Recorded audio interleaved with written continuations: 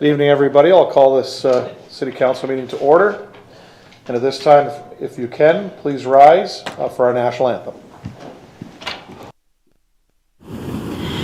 O Canada, our home and native land, true patriot love in all of us command, car ton bras s'est porté l'épée, il s'est porté la croix. Ton histoire est une épopée des plus brillants exploits.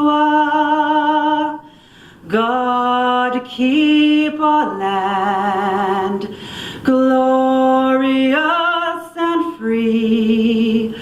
Oh Canada, we stand on guard for thee. Oh Canada, we stand on guard for thee.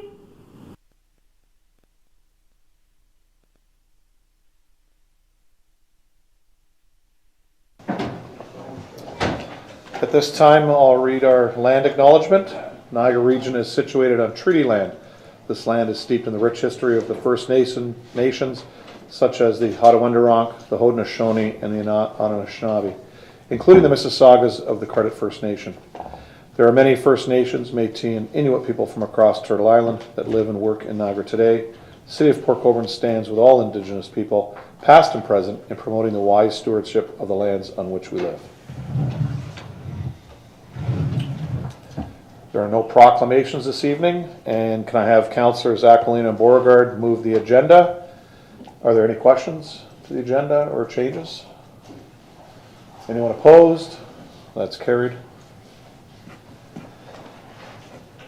I don't have any declared, but are there any declarations of conflict or of interest? Thank you. We have two sets of minutes. We have public meeting November 1st, 2022, and regular meeting of council December 13th, 2022. If I could have Councillors Bagu and Bruno move those. Are there any questions to either of those sets of minutes? Anyone opposed? Those are carried. We have a memorandum from Jay Payton, Staff Liaison, Environmental Advisory Committee, regarding the EAC's annual 2022 report to Council. If I could have Councillors Elliott and Danch move to receive. Are there any questions? Anyone opposed? That's carried. We have items 9.1, 9.2, and 10.2 being pulled this evening, so those will be brought forward a little later.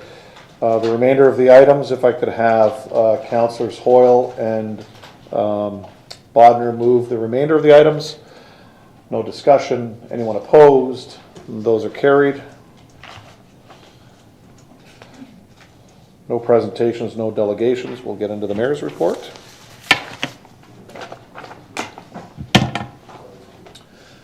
So here we are in the fourth week of January, and already so much has happened. Happy New Year to everyone. As we hit the road, running this month, first welcoming MPP Hardeep Grewal, the Parliamentary Assistant to Carolyn Mulroney, Ontario's Minister of Transportation. We met at an MTO roundtable meeting in St. Catharines late last year, and we convinced him to come to Port Colborne for a first-hand look at our plans for the waterfront, our canal, and the development prospects on our canal lands and beyond. We toured him and his team to all sites, and then we had him over for a lunch for further discussion with a number of our staff. It's one thing to talk about projects, but it's so much better when you can actually show them the opportunities, and we're at the table with the province as it develops its own strategy for marine initiatives and expansion. Federal Minister Omar Alhabra from Ministry of Transportation was here on January 11th, coldest morning so far this year. And that was an announcement of $22.7 million in funding to repair and rehabilitate Wharfs 18. There are 3 wharfs there, Council. We worked with the St. Lawrence Seaway, our MP Vance Badaway, for many months to see this through, and to have the Minister and his team here to deliver the news was phenomenal. I was 3 days in Toronto last week at the annual Marine Week conference, which kicked off with Highway H2O annual general meeting. The Highway H2O organization started in 2003. That's 20 years ago, for those that don't do their math well. A marine highway of 3,700 kilometers long, offering direct access to the commercial, industrial, and agricultural heartland of North America. Port Colborne is almost midway along the Highway H2O and has an opportunity to grow, and we've been a member since its inception. And I cannot overstate the importance of attending roundtable meetings and conferences such as this, because the dynamic of meeting people in person, being across the table from someone, is so much more effective than any email or letter can do. And also meeting remotely over Zoom and Teams works well when we couldn't gather during the pandemic, but there's nothing better than being at the same room to discuss common issues, specifically with ministries of both the federal government and the provincial government. I met the Director of Trade and Development for the Great Lakes St. Lawrence Seaway Development Corporation, Rebecca Yackley from Washington, D.C., and Rebecca wants to come to Port Colborne and see what we're all about here. And we'll work to get her here this year. I also met Christopher Morgan, Chief Executive Officer of Hoverlink Ontario, who wants to come and explore opportunities with regards to Port Colborne. Bruce Hodgson, Ken Carey from the St. Lawrence Seaway Authority in their St. Catharines office, and myself had a chance to sit down with MPP Grewal during the conference to go over the federal funding of 2 weeks ago and to pursue similar investment from the province. He asked a lot of questions about our projects, our canal, and he's keen to getting the province involved. Those are just 3 of the 20 important connections I made at the conference. I also was able to speak at the AGM with regards to our cruising initiative and the marine issues that are going on in Port Colborne. And guys, please turn your devices off or silence. Thank you. So I was able to answer a number of questions from ports across the Great Lakes, both U.S. and Canada, including those on the St. Lawrence River, all the way into Quebec. And they were quite amazed, because some of them felt they were really busy when they had 15 stops. And when we talked about last year, us having 66 stops, 72 this coming year, and then 122 in 2024, we received a lot of comments and a lot of questions with regards to that. So I was able to speak about that for about 20 minutes. And as this is our first council meeting since the Christmas storm, I want to commend our staff and their efforts during what were several impossible days. My home, I was without power for approximately 4 days, and like more than 4,000 homes in Port Colborne, and as many, if not more, in the town of Fort Erie. Our emergency teams, led by Steve Shapowski and Chief Scott Lawson, went above and beyond to help EMS ambulances, hospital staff, and CMP crews who were out as soon as and often as they could to restore power. And we're grateful to St. Catharines, Niagara-on-the-Lake, and Grimsby. They sent their trucks and crews down to help us plow out our staff, who did a phenomenal job in the worst conditions I've seen since the blizzard of '77. Council and I thank them, and we thank the good people of our city for looking out for your neighbors, for coming to aid of family and friends whenever possible, within the limits of the state of emergency we all found ourselves in. The week after the storm, Chief Lawson and I, with Fort Erie Mayor Wayne Reddekopp and Waynfleet Representative Richard Nan, met with retired General Bernie Durable. He's the Deputy Minister and Commissioner of Emergency Management Ontario, to go over procedures, what we did and what we could have done, and how the province can help. Based on the Deputy Minister and our conversation specifically with Scott and I, the province is going to be changing how we do emergency services within the province of Ontario. They actually want to be very similar to what FEMA is in the States, where it's, instead of having all these silos within ministries, it's a one-point situation. When emergencies are declared, you're dealing with the Deputy Minister and his staff, and then he tells the other ministers what's happening, as opposed to trying to get different ministries to say yay or nay on different issues. We were there for about 2 or so hours, Scott. It was really good. He asked a ton of questions, and we will be following up with further meetings regarding that.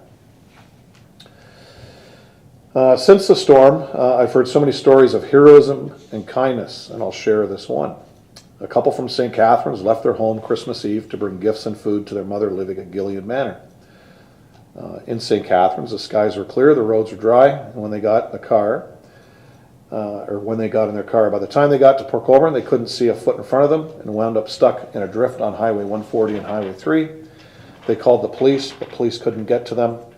They sat for quite a while, not sure what to do. Minutes felt like hours, and snow whirling around and drifting around the car. Almost an hour in, these things started getting a little scary for them. They said a prayer that someone might find them before they ran out of gas, and within minutes a knock came on their car window from a stranger asking if they were okay and if they needed to get somewhere. They climbed in a pickup truck. The driver, named Andrew, drove them to Gilead Manor, and stopping at 3 other vehicles stuck along the way and picking those people up to deliver them to safety. The couple noticed flowers in the back seat. Andrew told them they were a Christmas Eve surprise that he was about to propose to his girlfriend. That's all the couple knows about the rescuer, his name and his proposal, and that he saved them. They've been searching for Andrew ever since. So if anyone knows an Andrew with a pickup truck with a Christmas Eve fiance, please call Gail in the mayor's office, because this family from St. Catharines wants to give him a bigger thanks than just a thank you when he dropped him off. So, I mean, that does say a lot about what went on during that storm, believe me. Tom Lannon and Dave Brigatti will coach our city hockey team for the Mayor's Cup, one of a dozen Sports Fest events held February 10th to 12th at a variety of locations, including Legion Branch 56 and Canalside Restaurant. And we look forward to everyone coming to the Vale Health and Wellness Center to celebrate the center's 10th anniversary. It has been 10 years, and I remember all the bricks we sold to raise the money and the seats we sold, and the 4 years of planning, 2 years to build. When we opened, the Y sold more memberships in the first month than they expected to sell all year. We faced many challenges, but we needed the facility to replace 3 old facilities, and we believe in it, and quite frankly, it has paid off. The Vale Health and Wellness Center and Thomas A. Lannon Sports Complex with Port Colborne Bocce Club has been a decade of success. And you're all invited to a party on Saturday, February 11th from 3 to 7. There'll be a band, a cake, and other treats. You'll meet local heroes and Wall of Famers Saturday at 5 p.m. during the 2023 induction ceremony for our Sports Wall of Fame. And the following day, you can join me to cheer on 100 Sports Fest Polar Plungers on the boat ramp, and that's the noon on that Sunday. And Sports Fest offers so many ways to participate this winter: skating, swimming, volleyball, and indoor activities. We hope to see everyone there on the weekend, and it's the weekend before Family Day. And remember, on the 11th, we've got good entertainment lined up at the Valet. I'll close my report on a serious note. Something many of us find difficult to discuss, but we shouldn't. Tomorrow, January the 25th, is Bell Let's Talk Day across Canada. 1 out of every 2 people struggling with mental health aren't getting the help they need. 1 in 4 Canadians experience high levels of anxiety. More than 200 people will attempt suicide every day, and 12 of those will die. Let's Talk Day is about... Sorry, guys.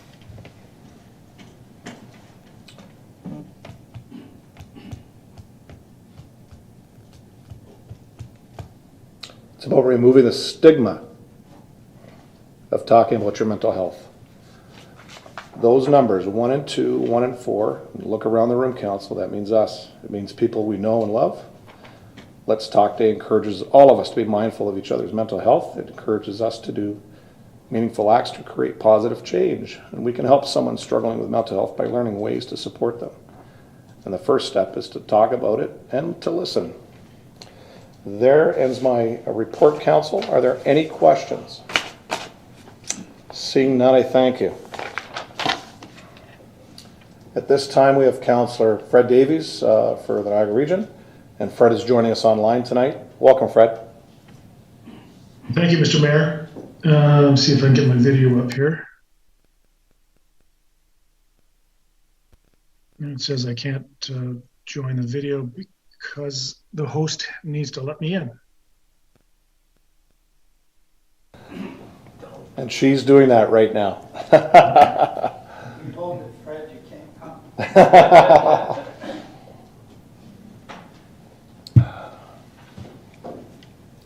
There we go. Adjust this. Good evening, everyone. I just want to say it's an honor for me at this point. This is my first presentation to Port Colborne City Council. And I want to say it's an honor to represent all of you at the region. It's interesting times ahead over the next 4 years, but I want you to know that any of you and anyone in the community can contact me at any time. The mayor and I are in constant communication about issues that are affecting Port Colborne and the region. And I would just ask for a little bit of understanding as I go through the learning curve in my first few weeks as a regional councillor. But again, if any of you have any questions or comments, I really would welcome your input. It is a challenging time for sure. Congrats to the mayor and the city for the wharf announcement. I believe this is the first in a series of steps that will be announced over the next few months and years to bring new economic development to our waterfront. And this is an amazing announcement. And it's great news for Port Colborne and great news for the mayor. I'm going to keep this relatively short. We are in the budget process now, and many of you may have heard some of the numbers that have been flying around the region over the last couple of weeks. I'm deeply concerned with some of those numbers. The water budget, as you know, the water budget and the water management budget are separate line items on your taxes. We're looking at a 5.5% increase in water and an 8.59% increase in water management. I still believe we can do better than that, but we'll see where the rest of council goes. The general levy discussion hasn't happened yet, but at the current prediction is that we're looking at about a 9.4% increase in the general levy. Again, we haven't had the discussion at region yet, so I'm hoping that as council asks staff to come up with alternatives to that number, I'm looking forward to that coming down, and hopefully it will. The transit budget was set aside at our last budget meeting for reconsideration and a second look by staff to look at the transit numbers.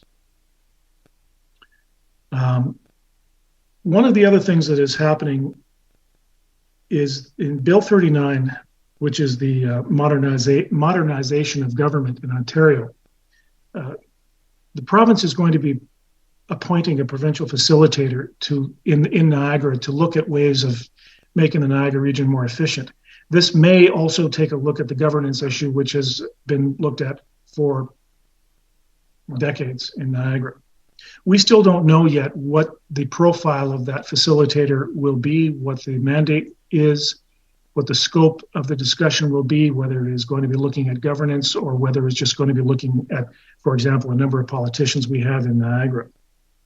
We have no indication yet of when and where and how that process is going to unfold. There's also confusion over Bill 23 and the development charges. We need some clarity on that. My understanding is that for the most part, development charges and the changes to them will focus mostly on the sector and the housing, the part of the sector in housing that we need to stimulate new projects, including rent-to-geared income housing, high-density housing, and reasonably priced or affordable housing. I believe the mayor and Councillor Aquilina will be talking about the Miller Road issue that we've received some emails about. So I'll leave that to the mayor and the councillor to address later, but I believe there's some progress being made on that. I will come back to you at your next council meeting after our budget deliberations continue. We have another budget meeting coming up on next Thursday, and hopefully we'll be making progress on these numbers. But I want you to know that I'm not in support of the current numbers that are being thrown about at the region. In fact, I voted against them. We'll see how that unfolds in the next couple of weeks, but we need to get those numbers down. And that is my report, Mr. Mayor. Great, thank you, Councillor. Any questions to Councillor Davies? Councillor Bruno. Thank you, Worship. Welcome aboard, Fred. Good to have you on the team. I'm just wondering, I'm glad you brought up the process of sort of what's happening out of the provincial government with respect to governance in Niagara and all that that can ensue and its entails. And I'm wondering that, besides being a regional councilor, we look to sort of mayors, everybody on the team, and yourself at the region, who has contacts outside our cocoon of Niagara, being Niagara Regional Council and our local councils. And I'm wondering if you can make kind of a concerted effort, because my concern is this, is like in business, there's nothing worse than uncertainty to how to plan for the future. And when there's uncertainty, we either have to pivot or stay the course and believe everything's going to go along as normal and plan our strategic plan, our capital plan, all that stuff. Arguably, that's a lot different if you think a train's coming down the track at you. And so I don't know that needs necessarily to be,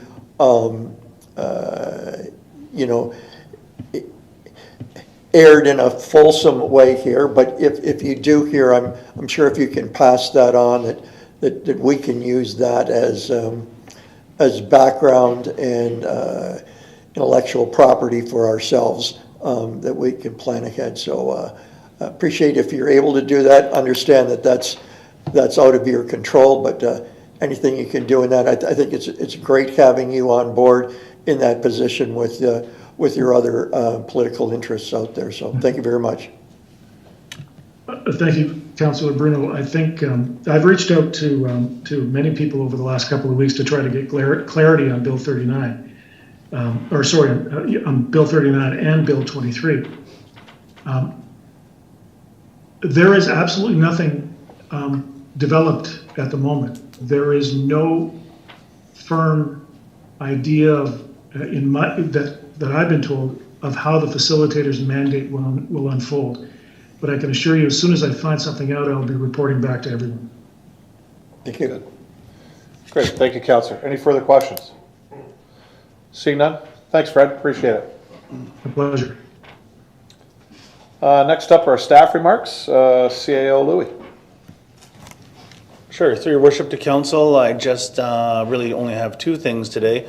I appreciate your comments and your remarks about the winter storm response and the work that staff did, as well as the different phone calls and messages I got from council members during the storm and after the storm was over, expressing your support. Sometimes asking questions and getting answers for constituents, but always making sure that staff was well recognized for what they did. I'm sure that Chief Lawson and Director Schapowski are going to speak about it, so I won't speak too long, but I can say it was more than just our outside workers. We did have a great response from our outside workers. They were in harrowing, probably sometimes, not to be too dramatic, life-threatening situations. And I appreciate everything that they did to respond. We even had office workers come in. I mean, someone came in to make sure our computers and power and door locks, swipe cards, and locker rooms were open for everyone because of the power outages we had and whatnot. Dispatchers and supervisors who were working in the office, making sure that workers had someone to talk to back at the base and so on. So I do thank everyone on staff who did that. And I know on top of everything, on top of the weather and the dangerous situations, it was during the holidays. And so that was quite difficult for our staff. And I'll leave it to the gentleman to talk about. The only other thing that I have is Director Bowles and I have been talking about canal days. We know that while winter goes on, summer still is barreling down towards us. We had a great canal days last year coming out of COVID. We plan on sending a review or a debrief to council in the next couple of meetings, and we're already plugging away at the next event. So I think we're about 7.5 months away today, right? Yeah. So that's all from me, and I'll let other staff finish. Great, thank you. Steve? Thank you, Your Worship. Good evening, Council. We wanted to provide a brief overview of the winter storm that occurred in late December from Public Works view. This event was a multi-day snow event with high winds that led to very difficult conditions, not only for traveling, but also for winter control maintenance. We declared a significant weather event, which was later then followed by a state of emergency being declared. A warming center was then opened to provide a space with heat and power to those that were caught out in the storm and to those without power. The majority of the time, the visibility was extremely low to the point where our staff had to be pulled off the roadways. One of the biggest challenges we faced was the significant drifting in the rural area, which posed difficulty in even finding the road itself. This led to us relying on heavy equipment to find and clear a path down each road and then begin widening them from there. Although this storm posed many challenges, it was amazing to see so many external sources willing to help. We had Niagara-on-the-Lake, Grimsby, St. Catharines, who deployed plow trucks to Port Colborne to keep our urban area open, while we ended up tackling the rural area with help from Port Colborne Quarries, Chris Storm Excavating, and CRL Campbell. We also had Davy Tree and Project Tree clearing many of the downed trees throughout the city to allow access for Canadian Niagara Power to restore power to homes in the quickest manner possible. During the storm, we received a number of calls with questions pertaining to timing of plowing our roads and sidewalks. So I wanted to provide a quick overview of our expected times during a routine winter event for the public's knowledge. And just so everyone knows, the last storm wasn't routine at all. But on a typical basis, this is what you can expect. So we have Class 3 roads that are typically referred to as primary roadways in Port Colborne. This would include streets like Clarence Street or Bell Street. These roads would be plowed within 12 hours of the snow accumulation ending. Class 4 roads, typically referred to as secondary roads, typically include roads within subdivisions that are off of primary roadways, and they would be plowed within 16 hours of accumulation ending. And we also have our Class 5 roads, which mostly consist of laneways that would be completed within 24 hours. In some cases, we have to plow Class 3 roads multiple times before getting to Class 4 roads. And we've heard some inequities in this from the public, but the classification of roads is based on the average daily traffic count, which ultimately sets our standards. So this is just a small amount of information that we wanted to put out to the public to keep them aware of the process, and we would welcome everyone to visit the city's website, which has a dedicated page to winter control maintenance. Please be sure to check back on the website throughout the year, as we'll be providing more information before the next winter control season starts. This topic also leads into an upcoming snow event where we'll be seeing a combination of snow and rain this week. So we have staff scheduled to work after hours to ensure we're responding to the event diligently. And we would like to ask everyone to allow ourselves some additional time when traveling, and please drive safe. Thank you, Your Worship. Thanks, Steve. Chief, anything? Yeah, I did. So I just, through the mayor to council, just want to give everybody an update on our short-term rental and where we are progressing with that. Back just before the election, we came to council with some recommendations, and we were asked by council to bring forward a bylaw or further recommendations in the new year. Staff's been, I'm going to say, diligent with that. We got it to the point where we had our education, our website, how we were going to go through, and we brought it to legal to make sure that we were doing the latest and greatest information that keeps council up to date, the city protected, and our residents happy. Legal did have some concerns when reviewed. With that said, our councillor is going to a symposium on short-term rentals in early February. I want to say the 9th or the 10th, somewhere in there, which she will have the latest and greatest ideas from other municipalities that are going through this and that have been through it and have made the errors. So she will be able to come back, advise us of maybe a little bit changes of directions so that we do have the best bylaw, and whether it's registration or licensing that we can bring forward. I'd love to say that we should have that by February 28th. That might be just a tad ambitious, but I don't see why we can't make, I believe it's the March 14th meeting, at which time we should have all recommendations there for you. We can debate it at that time, and I do not see an issue with us meeting the short-term rental main season of whatever we want to call that, May, June. Great, thanks, Chief. Brian, do you have it? Thank you, Mayor. A couple quick updates. One is thank you, Mayor, for bringing up Sports Fest. Just a reminder, February 11th at 3 p.m. You'll see some more information on social media going out to invite everybody. This is a new event to celebrate the Valley Health and Wellness Center and to celebrate our new inductees into the Sports Wall of Fame. Starts at 3 o'clock, music, food, beverages in the gym. Lots of fun. Another just quick update, thank you to the CAO Louis for bringing this up, but Canal Days, we are working on summarizing the debrief. Lots of comments received back from 2022, and in doing that we've done quite a bit of planning already for 2023. We hope to be in front of the committee in February and then back in front of council the first meeting in March, give you the update on what we heard and how we look to make some adjustments going into next year. And last point, I just want to point for clarity, and I thank Councillor Davies for bringing up the comments that the region's budget looks like 5% for water and 8% for wastewater. Just a reminder to this council and anybody that is watching, we've absorbed those increases into our budget already, and we came back and council approved in December a blended increase of 2.92. So thank you to council and Public Works for all the work they've done to be able to absorb those costs and bring a blended increase back to the ratepayers of 2.92, and they'll see that in their February billing with an insert that helps explain where their money goes when they're investing in the water wastewater system and how the billing system works. So I don't know if there's any questions, but thank you, council. Okay, any further comments by staff or business? Madam Clerk. Thank you, Your Worship. Just for council and the public's information, the election report, the accessibility report in accordance with the Municipal Elections Act was put on the city's website and can be viewed by the public on the election page under accessibility. Great, thank you. And no other staff member has anything for council? Okay, nobody online, nobody here. Perfect. Councillors' remarks. I'll start on my right this evening. Councillor Aquilina. Thank you, Mr. Mayor.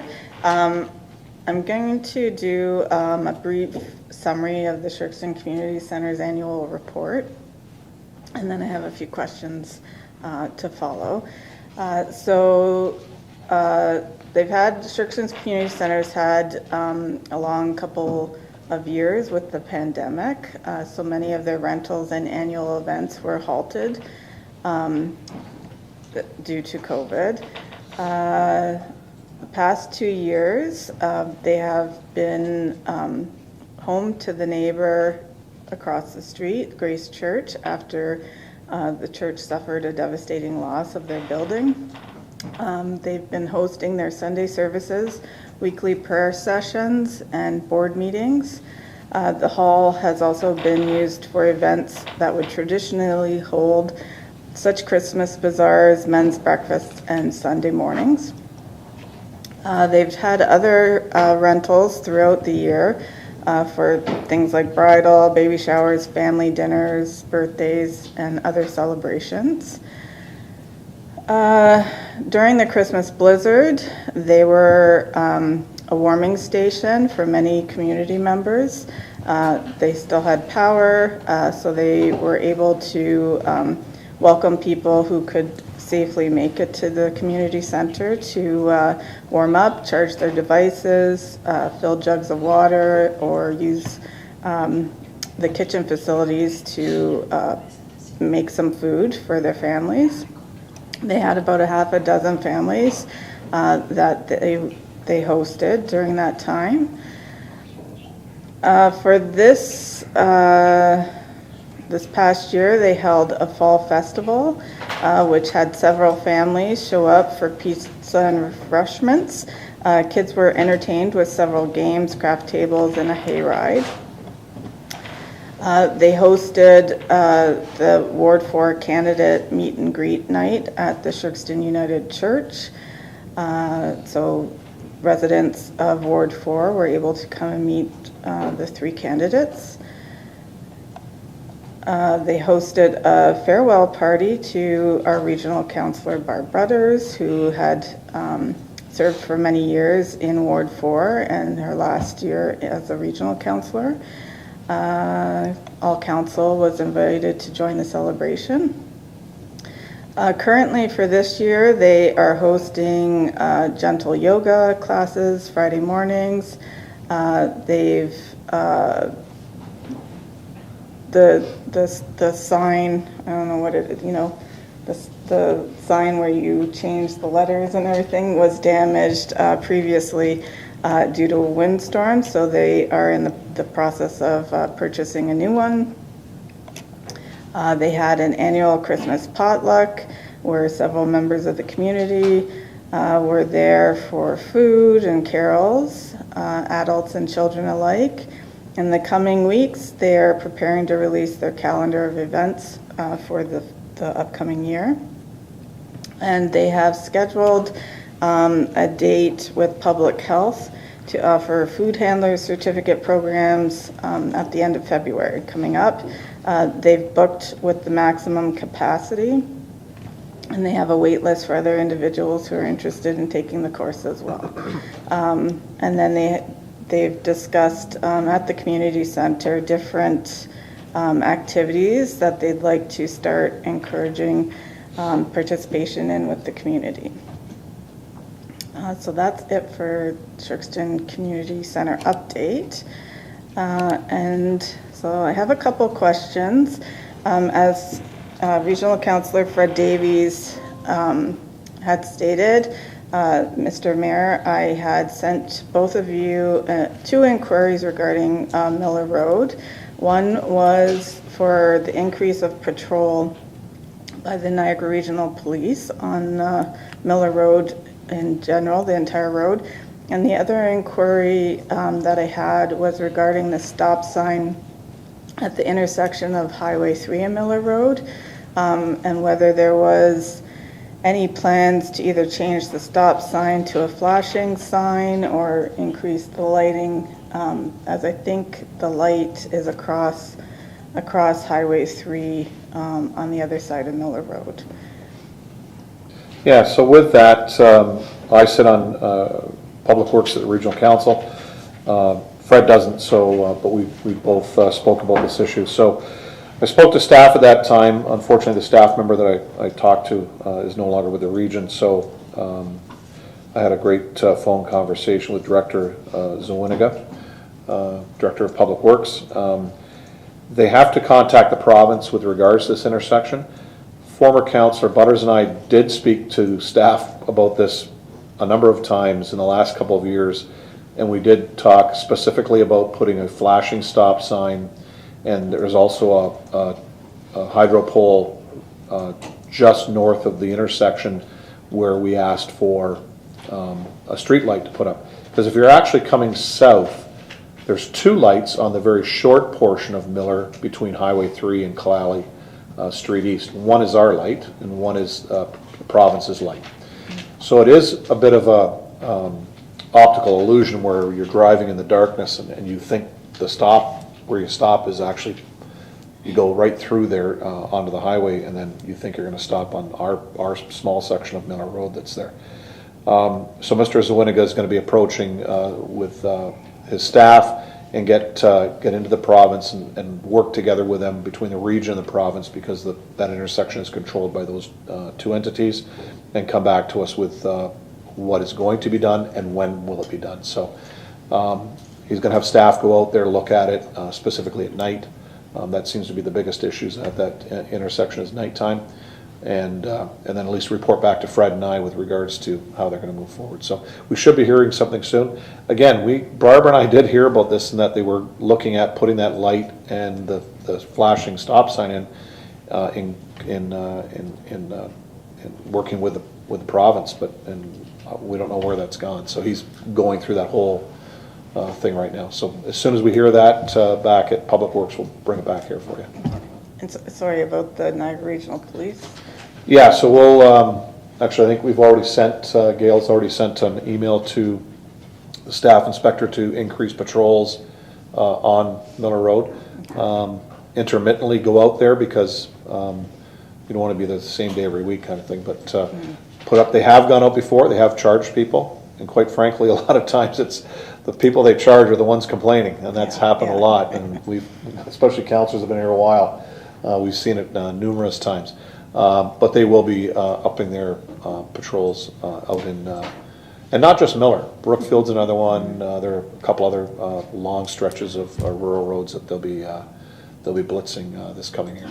Okay, thank you. You're welcome. I do have another question for Director Shapowski. Councillor Bodnar and I had requested if you could look into options regarding the off-ramp from Empire Road onto Highway 3. During my campaign, I had received quite a number of complaints in regards to, especially during the summer months, where either cars hauling trailers are, coming off the ramp, cutting across the 2 lanes, and then stopping at Wilhelm Road to turn left, which, cars traveling towards Fort Erie are going about 80 kilometers an hour, so it causes a bit of a congestion there. Steve? Through you, Your Worship. So I have spoken with our manager of infrastructure, and he's going to be in contact with MTO so we can start getting the process looked at, and we'll review the intersection. But we will start with MTO's comments, and then we'll kind of go from there to see what the options are moving forward. Okay, thank you. And then one last question. With the Shirkston Shores, opening in a few months, the other issue on Empire Road is the large volume of traffic that backs up where the residents on Empire Road are not able to exit or enter into their driveways. And so I wasn't sure if there was any plans moving forward. CAO? Sure, through your worship to Councillor Aquilina. It's actually a very timely question. I did have some conversations with Shirkston management over the last week or so. Specifically, tried to set up a meeting for the chief and I to meet with them and make sure that, and we have done this in the past with NRP as well, in last year, and so we could probably also get NRP at the table from the local detachment to talk about what controls they're going to put in place of their own operations to make sure that they can quickly clear cars from the road. And we're aware of the problem, and the problem, really rears its head on long weekends and Mondays, which are traditionally check-in day there, and Fridays. It affects residents and businesses on Empire Road. And I was told they could meet in February, so I'm hoping that it hasn't been set yet. We can set a meeting at the start of February to take place in February, and hopefully I can make that happen. I can report back to council and let you know. In the meantime, we're also talking with legal about the potential to use bylaw or provincial offenses, provincial legislation, whether it's city or provincial, to ensure that there's tools in place if there's not compliance. If there is an unsafe situation required, whether that's a fine or a ticket or some kind of charge that can be laid, because we are afraid of unsafe situations taking place. My appointment, or I have a face-to-face meeting with legal next week to discuss that further. And like I said, I can probably come back to council with an update either verbally or in the form of a staff report at one of the meetings in February might be too late now with the report deadlines. The end of February or March. Great, thank you. Councillor? Thank you, Mr. Louis. Just one other comment, and similar to Regional Councillor Davies, I'd like to thank fellow councillors and the mayor for being patient, and staff for being patient with all my questions as I'm learning, and especially for Councillor Bodner, who has been my sounding board and partner. Thank you. Thanks, Councillor. You've got a good one there. Councillor Beauregard.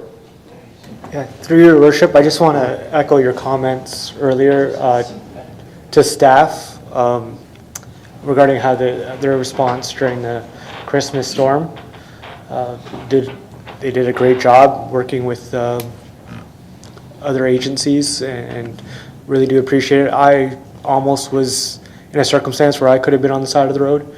I had the pleasure of being on the 140 during the storm, and it was really nasty, and I drive a car, so you couldn't see 1 foot in front of you, almost rear-ended someone. So it was that was the Friday afternoon, so that was really bad, and I understand now why the 140 is not a good place to drive in the winter. But good job, thank you guys, and I want to make sure to let you guys know. Great, thank you, Councillor. Councillor Baggett. Thank you, Mr. Mayor. I just have one item. I talked to Director Bowles on Friday in his office a little bit about this, and had a discussion regarding the marina. Like we publicize that our marina is Class 1. It's the best marina around. We charge a good fee. The boaters get a great service. And in the past, what has happened is, in talking to Director Bowles, we had an accessibility lift on one of the docks that helped people that were easy to get into their boats or as guests or whatever. And it was put in by a resident who requested the permission from the city, or I guess the marina, and permission was granted at that time. And that person has since left our marina facilities, and along with the lift. And I got an inquiry on why we don't have a lift there anymore. And talking to Director Bowles, that was the reason why the person that put it in there took it off. And so I am requesting through council that staff look into the acquisition of a accessibility lift for one of the marina docks or the lawn tramp. I know there's difficulties in standards because some of the lifts that are attached to the dock, because it's a floating dock, the stability of the dock might be compromised somewhat. So that's why I put in maybe even the lawn tramp. I know there are grants available sometimes, and so I'm just hoping that we could keep our marina Class A marina, and staff could look into the feasibility of getting one accessibility lift in marina, Mr. Mayor. Thank you, Councillor. Director Bowles? Yeah, through the mayor to the councillor and council, I thank you for bringing it to my attention last week. Did do some research, and as you noted, it was a private boater that used to have one of these lifts. And we've done some additional work, and we've noted that you can buy a lift for about $20,000, but the complexity, as the councillor has noted, is you can't just attach it to the dock. So you have to build some sort of connection between, upwards where you're not in the water, to the bedrock and that's on the ground. And the cost there, we anticipate, is going to be quite significant. And we can take this as direction or friendly direction to continue to do some research. And as I've said to the councillor, it would be great if a grant we could find and utilize a grant in a process like this. To date, we've had one individual inquire about it, and we don't know their total circumstances, but they did call and ask if we had one, and unfortunately we don't. But again, council leaves it with us. We'll do some research to see what it would cost to actually install this, so council could make a decision if they'd like to move forward on this down the road, or as staff has pointed out, if we can find an accessible grant to help fund this.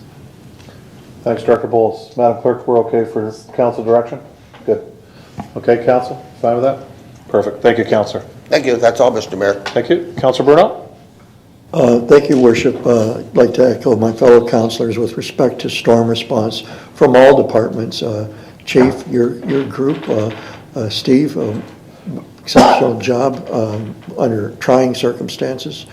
I'm sure there's a post-mortem on this, and we'll all learn from that. I particularly wanted to delve into at some point that time between setting up, and I should direct this to the CAO. I hadn't mentioned it to him. It just actually came to my mind now. At the time when you had sent out, Mr. CAO, an email with regards to a warming center or places where people could stay overnight. And I don't think we've had an experience with that since Vail, and since that length of a storm.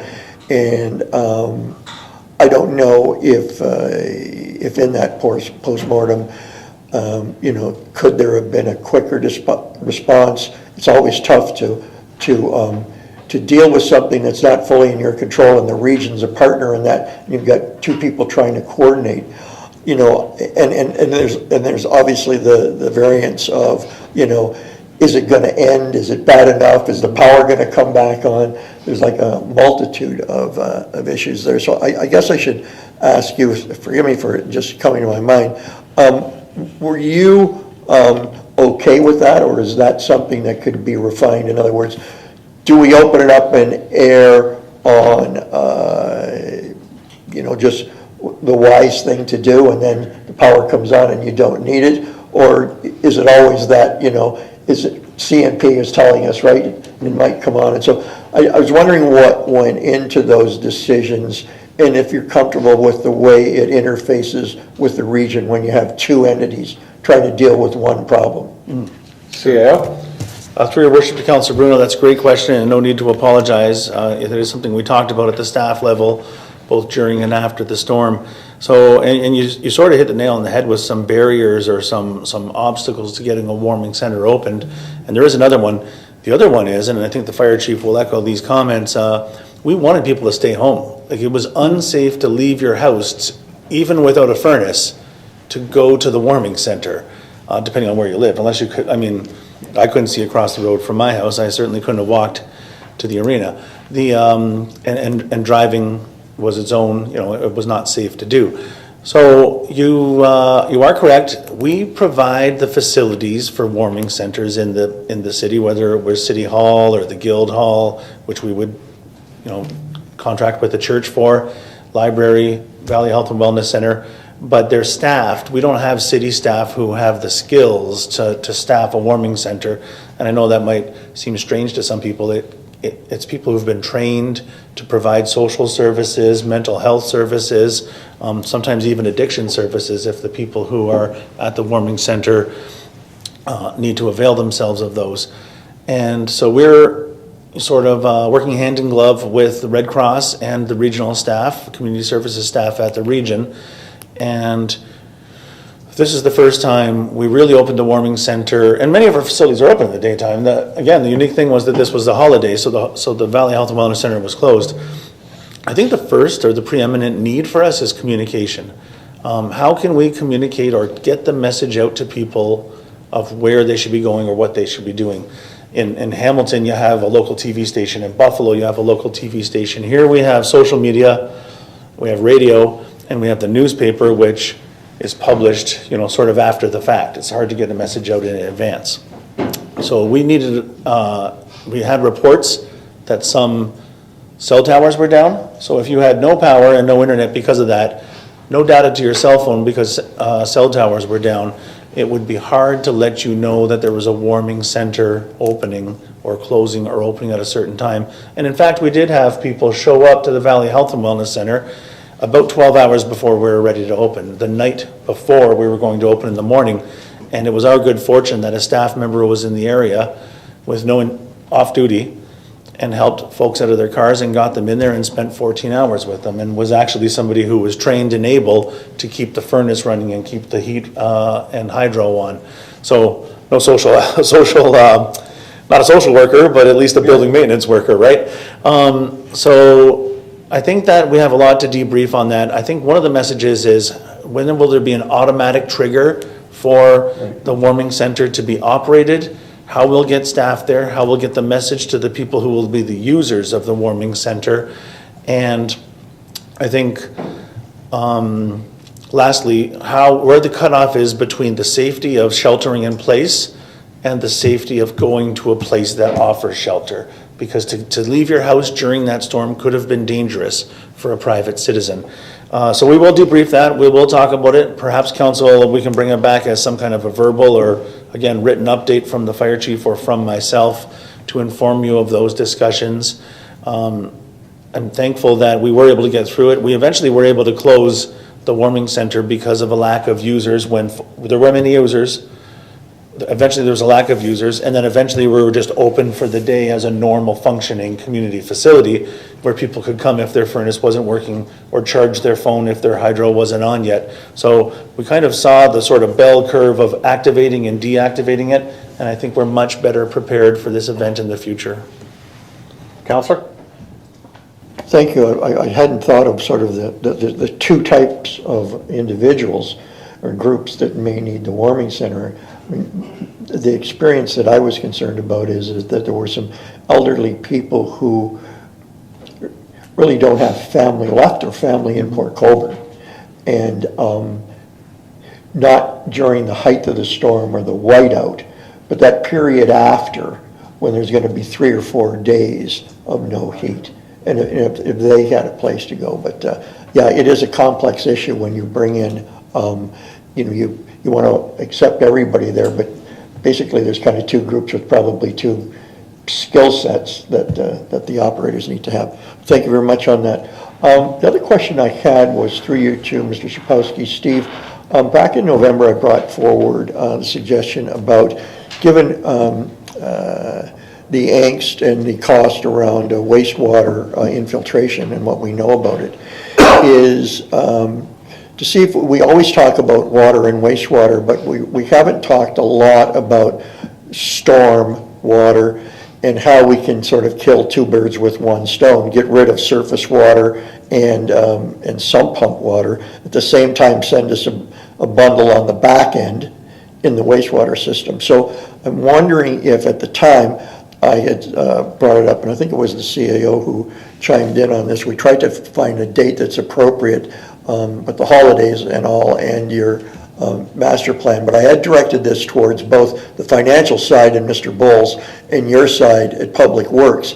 If we could have something, and it was sort of the first meeting in February, on that kind of master plan. And I don't know if you're able to still hold to that. A lot of this stems from the ongoing concerns in the Bartok, Shamrock area there with what stormwater is doing to their lives for the last sort of 30 years. And just wondering where you see yourselves on that target date. Steve? Yep, through you, Your Worship. So in regards to storm sewer network, we do have the INS, which is planned to be completed in June. And then we have the recently approved in the 2023 budget, a stormwater inventory, cleaning, and condition assessment program, which is set to be tendered at late February to early March. And with those 2 documents together, more than likely it'll be the fall before we get the full CCTV data, because it is the entire storm sewer network, so we will get more relevant asset information than what we currently have at this time. So with those information, we could tie it together to get a more in-depth asset replacement plan for storm sewers at that. So that is the end goal for storm sewers. Right now, we do have a number of wastewater projects that are on the go, and those wastewater projects are to do with inflow and infiltration. And in a lot of those cases, we're identifying areas that need storm sewer. They either don't have storm sewer, or they have storm sewers that are incapable of taking excess flows. So during those investigations, we're determining if we need storm sewer in an area, or if we need to increase size of storm sewer, or potentially the properties have to discharge to grade with some creative solutions to hold the water for the meantime to actually allow it to soak into the storm sewer later. So those are options that we're moving through on a project basis in specific target areas, one of them being the Omar area as well. And we're also doing that in the Clark as well. So those are the actions that we're taking at this time to actually do physical construction and get things moving to take pipes off of that sanitary network. Thank you, Steve. I wonder, because again, another complex issue that requires a lot of background before you can put together a cogent plan. So I'm wondering if perhaps we can divide that long-term, if I can still call it INS for storm, that you need all that data for, and to present a master plan on that. And thank you for mentioning tonight about the Omer area and what you want to bring forward shortly. I'm wondering then if we perhaps could get a less detailed but more fulsome report on storm for that mid-February area. And I understand there might be some grant money there, and we've been successful in the past when we've had sort of shovel-ready or project-ready, a list of things we could do to put forward to a level of government and get some matching funds or things like that. So I'm wondering if you're still able to come forward in February with some stage 1 of the storm sewer master plan. Yeah, sure, we can bring something forward. It'll be based off current knowledge, our operators' knowledge, and something with the areas that we already know that there's going to be issues. Like I said, we're trying to prioritize right now a lot of the projects, but we will have a couple of the hot topic areas in mind right now. Great. Okay. Mr. Bull? Oh, Mr. Bowles?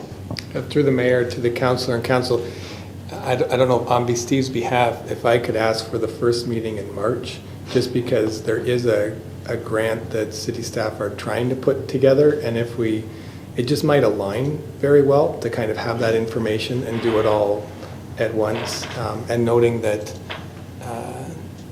it actually adds a whole 2 weeks to Steve's prep time, and it allows for the grant application to be put together. We could talk about everything at once. I don't have any problem with it, and thank you for that, because I think those, when I brought forward the motion in November, I had mentioned it to some folks in that Bartok Shamrock area, and so they are waiting with bated breath to hear something. So I'm sure 3 weeks or so isn't going to matter if it's a more fulsome support, so thank you. I can live with that. Secondly, again to Steve.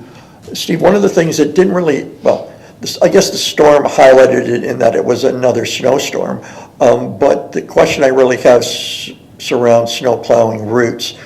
So at the Humberston end in Ward 3, I've noticed the two sort of major storms we've had this year, and like all councilors, I'm sure you sort of drive around and see how things are going in other parts of the city.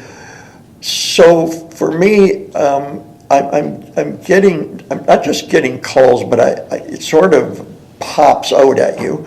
The area between Main and Kalali and King and Elm Street. So you have two arterial roads which get plowed quite well. They leave quite a windrow up against George, Union, Minto, those streets, Charles. And then that interior bit of side roads dissected by Erie Street. I think we'd like to see it done in a more timely fashion. Now, I try to put myself in your shoes. Somebody's got to be first, and somebody's going to be last when you take a plow out. So I get it. But in talking to one of the staff there, what they used to do is, if you're starting at Kalali one storm, if you're starting at Barrack Road on one storm and moving to Kalali, can the next time you start at, Kalali and move forward, at least spread that around a little. But I don't know if there's a real issue. I know the mayor's brought this up to me in the past. It's something living there all my life I hadn't really noticed. Those streets are narrow.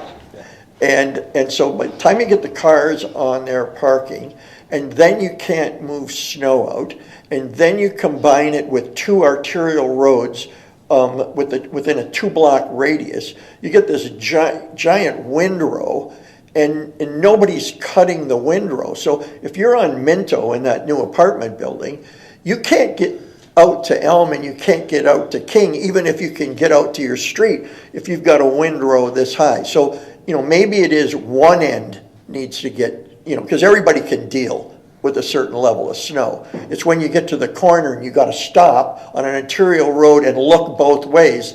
Well, the worst thing you can do if you're going through this much snow is stop. And I'm very concerned that area just could use a little more finesse and TLC. So I'm wondering if you could maybe discuss that with the plow operators or how you schedule that. Steve? Yep, through your worship, we can definitely, I'll take it back and we'll speak with our roads division about some strategies that we might be able to implement. So we do have our, as I was mentioning, our primary roads, which would be a lot of those roads that you just mentioned. And then the interior roads are our secondary roads, which are always done after the fact. So sometimes we do have to do our class 3 or our primary arterial roads multiple times beforehand, and it does create windrows.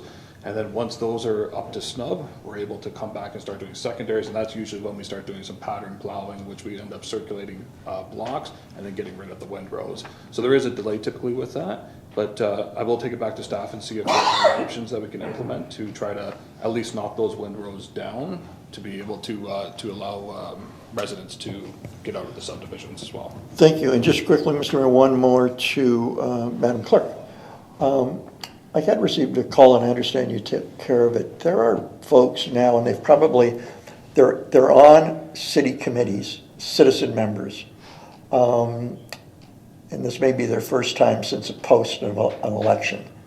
And so I'm just wondering if there's maybe there needs to be more communication. Some of them don't know if their committee hasn't met, just what's going on, when it's gonna go on. And I'm wondering, I know you're doing some procedural stuff on that, can you ensure that maybe all those good citizens committees get a notice as to when they can expect to start? Madam Clerk? Thank you, through you, Your Worship. Absolutely. The Deputy Clerk and I are currently meeting with staff liaisons of the committees and reviewing the terms of reference and updating those. But what we'll do in the interim is we'll reach out to all committee members and just send them an email about what the process is going to look like and when those meetings will be taking place. There's been some staff transition as well on who's responsible for committees, so we'll ensure that everybody is we touch base with everybody. Great, thank you. That's all I have, Mr. Mayor. Thank you, Councillor. Councillor Elliott?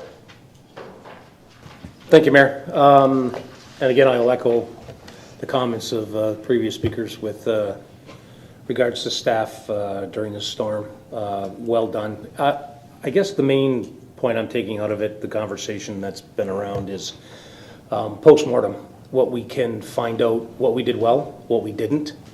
I guess the good, the bad, and the ugly. What we're short on equipment-wise, if we need to further our inventory of the equipment at hand. I know it was a once in a 50-year, 100-year storm, once in a lifetime storm, but are we fully equipped to deal with storms like that? Do we have equipment that we can get add-ons to help us in such a time? And echoing what others had said, people were getting upset without the warming center open, but the police had literally pulled their cars off the road and told everybody to stay home.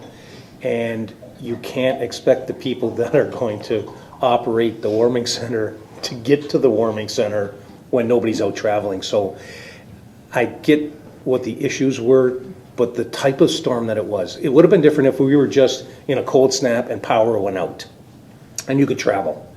You're right. Within 12 hours, we should have a warming center open and it fully staffed and accessible and whatnot. This wasn't that type of storm.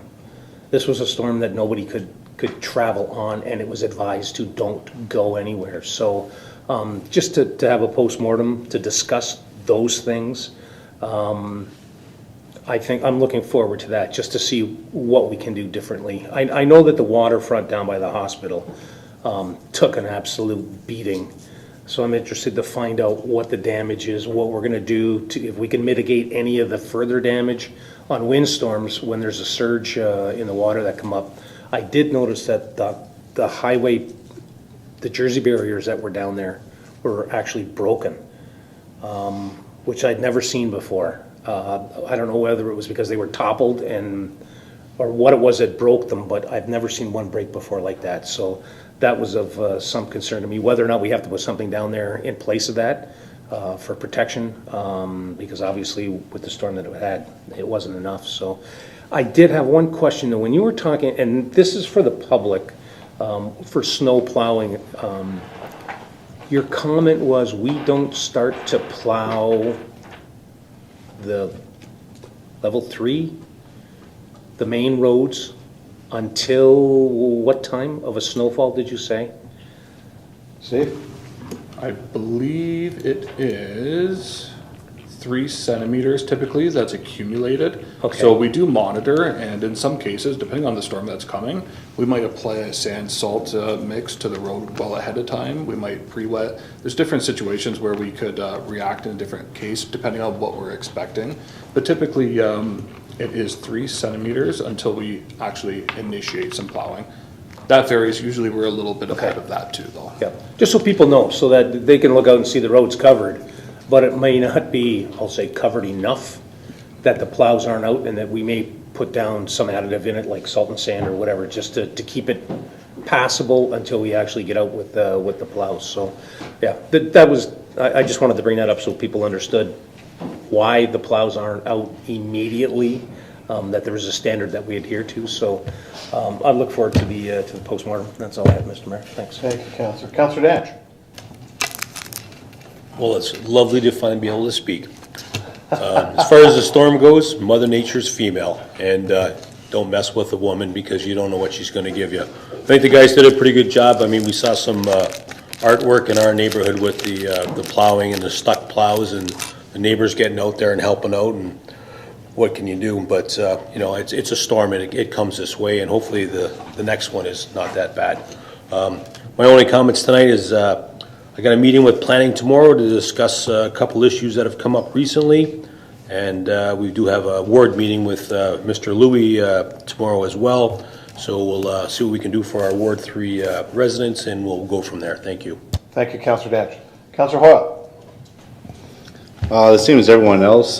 Thanks staff for dealing with the storm. I know from my experience working in Buffalo, there's a lot of things that can go wrong during these snow events. As you can tell what happened in Buffalo, they got a little worse than us. But it's a learning experience, and from there we can learn and make changes where we need to do. But I think everyone did well. I only had a few complaints, but people have to realize the first 72 hours in any kind of emergency, it's slow, it takes time. I'd like to thank Steve for helping me out with, I had an issue with a few complaints, but one stung out more for Clark Street for speeding. That went to your Joe, right? Joe? Clark Street, there's a bunch of speeding things there. No one introduced Joe. And then today with the ward meeting, I got caught up on some things that were also brought up about Lockview Park and Clark Street coming up with water and wastewater and all that good stuff. So I look forward to those reports in the future. Thank you. Great. Thank you, Councillor. Councillor Bodnar. Thank you, Mr. Mayor. A couple of things tonight. One is the annual report from the Bethel Community Center. So in total, approximately 2,000 people have enjoyed what the Bethel Community Center has to offer for their family rentals. They hosted 25 rentals that included weddings, baptisms, Easter dinner, stag and doe, bridal shower, engagement party, where the two families met for the first time and enjoyed a barbecue and outdoor games, retirement parties, anniversary parties, and several families took advantage of that for their Christmas parties this year also. Some families were disappointed to find we offered 2 rooms and not one large one, while other families were happy to put their kids in games in one room and the parents in the other room, which worked out pretty well. There are rental dates booked already for 2023, and they continue to have several other inquiries regarding availability for different things. Other groups using the Bethel Community Center for functions this year included Enbridge Gas, who hosted an information barbecue for area residents concerned about some gas line work to be done in the area. They hosted the Port Colborne Operatic Society for their annual meeting and potluck dinner, and that was the first time for that. Also new this year was the Melanoma Cancer Ride. They served as a checkpoint, refreshment stop, and offered their washroom facilities for participant riding in the support of melanoma cancer research. And they offered that all at no charge to the group, and they agreed to help again in 2023. There was a group of musicians, The Other Side, that used the the Center for Practice Space, and these gentlemen brought their talents to the summer stage in Welland during the summer. The Port Colborne Art Club continues to operate out of the Bethel Community Center. There were classes offered by guest instructor Gloria Kingma, acrylics, Chris Summerhays drawing, Sheila Vanderveer beginning oil, Wendy Palamo acrylics, Julie Snyder watercolors, Lindsay Loberon colored pencil, Tom Grant's beginner's drawing, and special workshops were offered for single day classes or multi-day classes. There was Art Canan with watercolors, Bill Brittle watercolors, Sam, I'm going to mess up these names, but Paness acrylics, Peter Chung oils, Kathy Lorway pastels, Jim Gummerson acrylics. And of special interest this year was a 3-day workshop facilitated by Mark Grandbois, a Canadian painter from Quebec, offering a plein air workshop. Classes and workshops are available to Art Club members and non-members for assorted different charges. And they also, again, an annual thing is the Bethel Canada Day celebrations. This begins with a parade forming at the property of Bill McIntyre and continuing to the community center for community barbecue and games. And as always, this doesn't happen without a ton of volunteers, and they've got a good group down there.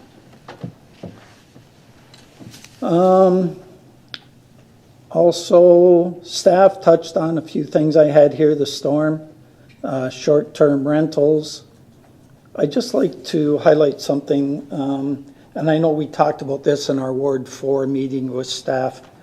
Steve and Alana, we certainly alerted them to a flooding situation that was pretty serious where the burst drain backed up. It was coming backwards, just like a mad river. And a few homes at the end, one in particular had 3 foot of water around their house. They were trapped there for days. It was up past the seats of their vehicles in their garage. And we seen some video of it. It looked like a very scary event. I just bring this up because Councillor Agolina and I are talking to staff on this. There's meetings planned with Alana to go out and have a look. You're involved also, Steve. And so sometimes it gets on social media and people don't know that we're actually dealing with something and trying to figure this out. So it is. Thank you for your help, Steve and Alana, on that. I didn't know whether you have any comment on that, Steve, or it's just... Steve? Through you, Your Worship. Just quickly, just so all the council knows, the burst drain is uncontrolled outfall, so it's not like the Eagle Marsh or at the end of Weaver Road where we actually have a gate structure that we can actually control the flow from going inland. So the issue that we do see there is that without those controls, the water does come back from the lake west, the lake rises, and then it impacts property. So Alana, our drainage superintendent, has been in contact with a few of the properties that have been impacted, and she has meetings arranged over the next 2 weeks to meet with them individually. Depending on where those go, there's the potential that we'll call a full meeting of the watershed to determine what the future plans that could be for that area. Yep, go ahead, Councillor. Thanks, Steve, for that. And thanks, Chief, for the update on the short-term rentals. And in our ward meetings also, Councillor Agolina and I have talked about plowing in Ward 4 with Steve extensively and some of the challenges out there and the concerns from residents. So that is being taken care of. And I know you had your challenges out there during the storm. It was pretty much more than our equipment could handle at the time. So there goes to somebody who was asking, do we have the right equipment? And I know we can't have big equipment sitting around for one-off storms, but relying on other municipalities, it eventually worked out okay. Yeah. And also back to the storm, I understand you put a call out for people with snowmobiles to help out. And can you just comment, did you get a response from that? Or chief, whoever was the call out? Through the mayor to council, with the help of Cheyenne, who did a fabulous job in communications. It was overwhelming, the response that we did get. And I wish I should have brought some names with me, but we did have a couple people assist with getting EMS that were out on second concession for way, way too long. We had some people stuck out at Pinty's. Unbelievable job. And again, I apologize for not having their names. They should be mentioned, and maybe I can make some arrangements to come in at council at a later date. Maybe you could also give us those names in that update when we look at that, what happened during the storm and everything. That'd be great. And I know that, everybody wants drivers out there doing their, plowing and everything, but it wasn't safe for our people to be out there, I understand either. So, and while they were dealing with trying to get everybody cleaned up, their families were home also with no power often, and and a number of worries. So it was challenging, and I think it was handled as well as we could with what we had. So thank you very much. I think that's it. Thank you, Councillor. Just on your comment with regards to equipment, we did have one local company that with really large equipment, they want to remain nameless at this time. They did give us a hand and no fee charged. And we also used another corporation and their large equipment. Whether they built us or not, I don't know, so I can't say. But the one did call my office and said that they will not be billing the city because of the emergency. So, but they had equipment that, again, as you say, they use it on a daily basis. We were able to use it on a few day basis when we needed it specifically out in Ward 4. So we do appreciate that. But yeah, the community came together well. I mean, the calls we received, yes, I received a couple complaints. Somebody, worried about their small street not being plowed, Christmas Day at 7 a.m. And as Steve said, there is a priority. Plus you had lots of wires, trees, and vehicles stuck in the middle of streets that, you may not be able to get there. So I appreciate the patience of 99.9% of our population, but those that rose in this occasion beyond our staff was overwhelming. So we do appreciate that. Steve? Councillor Elliott, I have to apologize. So I told you 3 centimeters. I meant 80 millimeters, which is just over 3 inches, is what our response to the winter control. Now I got to vision that. Three inches. I'm not sure I remember inches. You could say centimeters and I'd have a better idea. Thanks. Perfect. Thank you. No further questions. We're on to consideration of items requiring separate discussion. First item is 9.1. We do have a presentation, but I'll get this on the floor first to allow the presentation and then discussion. The recommendation is that Public Works Department Report 2023-06 be received, and that Weatherproofing Technologies Canada be retained to complete the recommended roof repairs at the Valley Health and Wellness Centre. The Council approve a total estimated cost of the project of $1,991,764.18, excluding applicable taxes. If I could have Councillors Elliott and Bruno move that. Mr. Szapowski. So tonight we have a report before council to resolve the recurring leaks at the Vale Health and Wellness Centre. The report is coming to council after a number of inspections that were not only visual but also invasive to find issues that aren't easily seen from the surface. Previous discussions have mostly circulated around the central gutter system, which has been leaking within the gymnasium area, but we've widened the scope to review the roof as a whole, and the options presented to council tonight reflect Tremco's inspection of the roof as a whole. So at this point, I'd like to turn it over to Jerry from Tremco, who will be presenting the findings from their inspections, and then we'll take any questions that council may have at that time pertaining to the options. Hi, everybody. Thanks for having us. I usually stand, but I'm afraid I whack my head off the TV, so I'm going to sit. That's how I got the job, was to move ceiling tiles. Okay, I'm not doing a Fonz impersonation. We have a deal that when I press thumbs up, we change slides. So I'll give a little background on who Tremco is if you were not familiar with us. We're the same company as, Tremclad Paints, Rust-Oleum, DAP, Varathane. We're Canada's oldest construction products manufacturer. We've been manufacturing in Toronto since 1928. We've got quite a large facility there. I've been with Tremco myself since 1996. I've been servicing this area for 18 years now.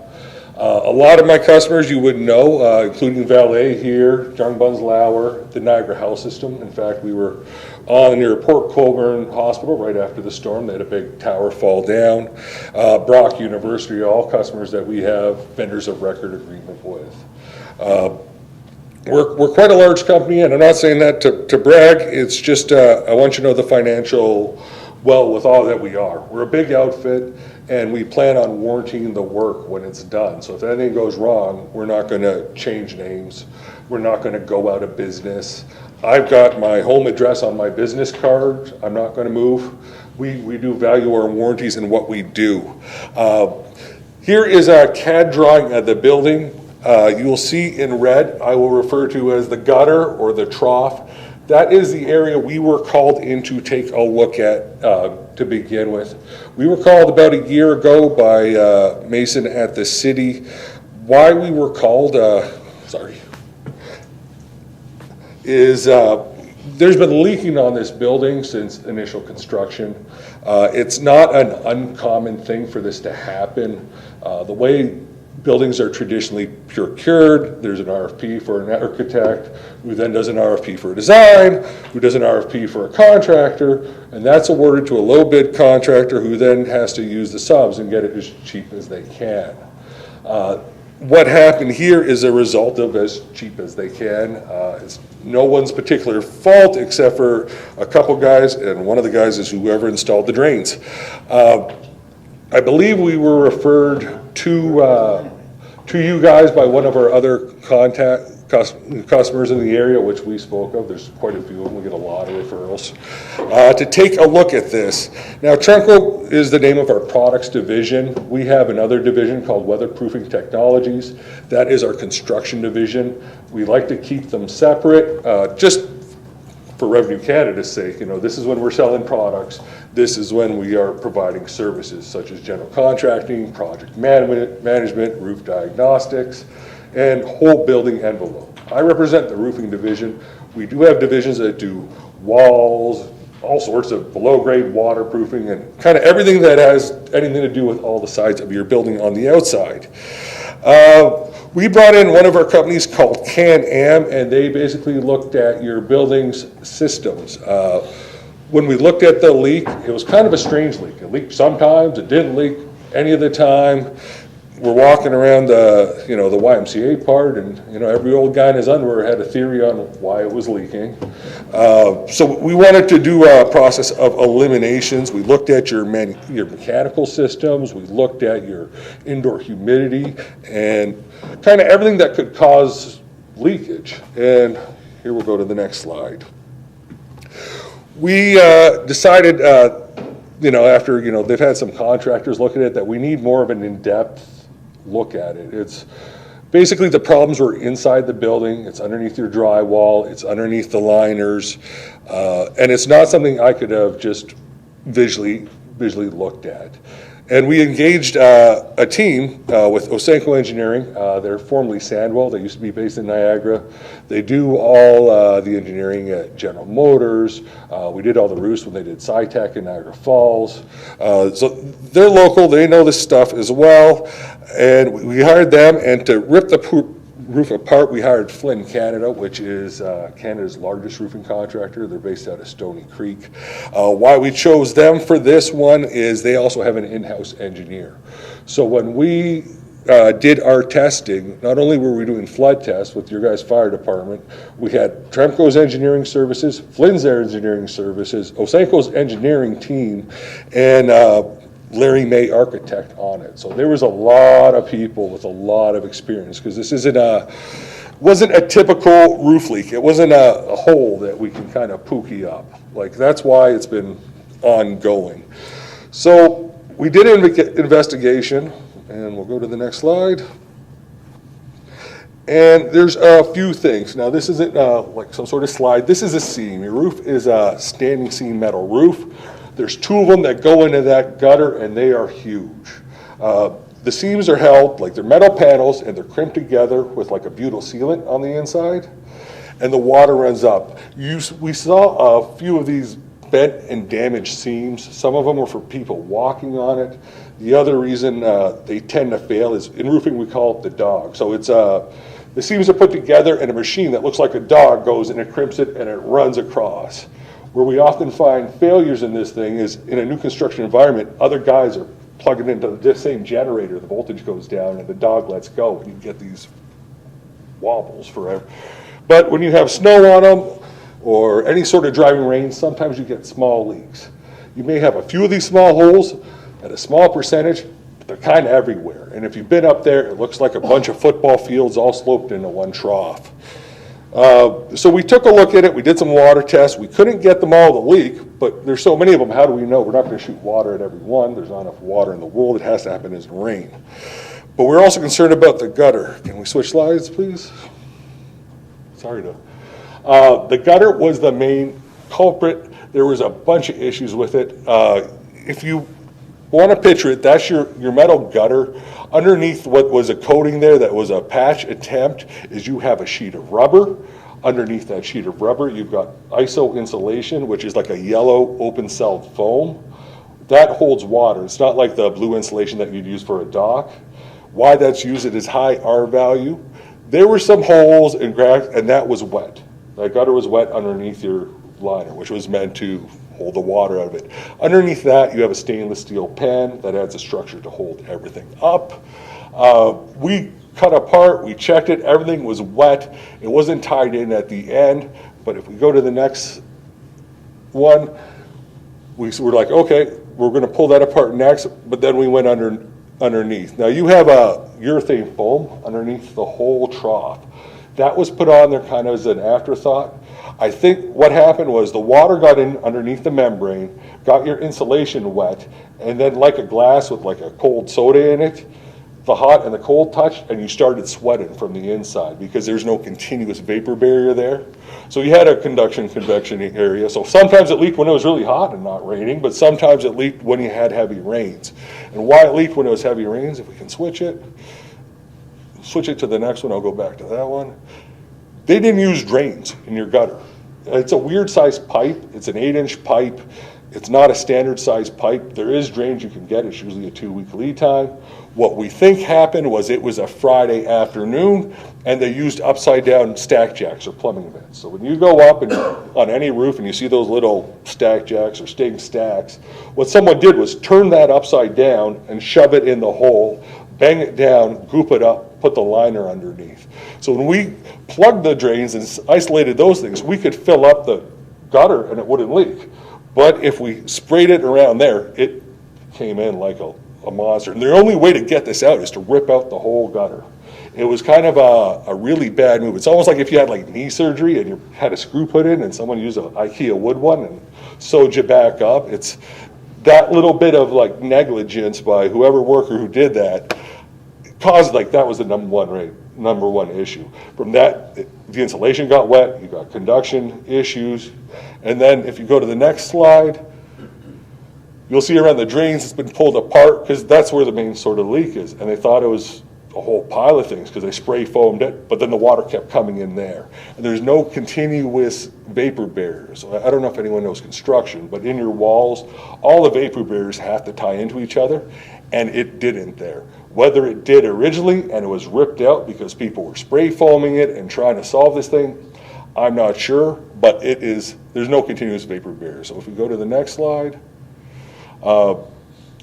once we checked out that was the main sort of the leaks, we came back and we said, well, Jerry, this is kind of happening everywhere there's a trough. It's just not as big a deal when it's next to the hockey rinks as in the YMCA, when people are are walking around, but can you take a look at it? And it's the same bad construction detail. They just didn't buy drains for you. They didn't clamp it in. A drain's supposed to have a metal clamp and put in, and it wasn't. It was just set in mastic and put over and buried. And that was the main source of the problem of it. So if we go to the next slide, we came up with different options, kind of a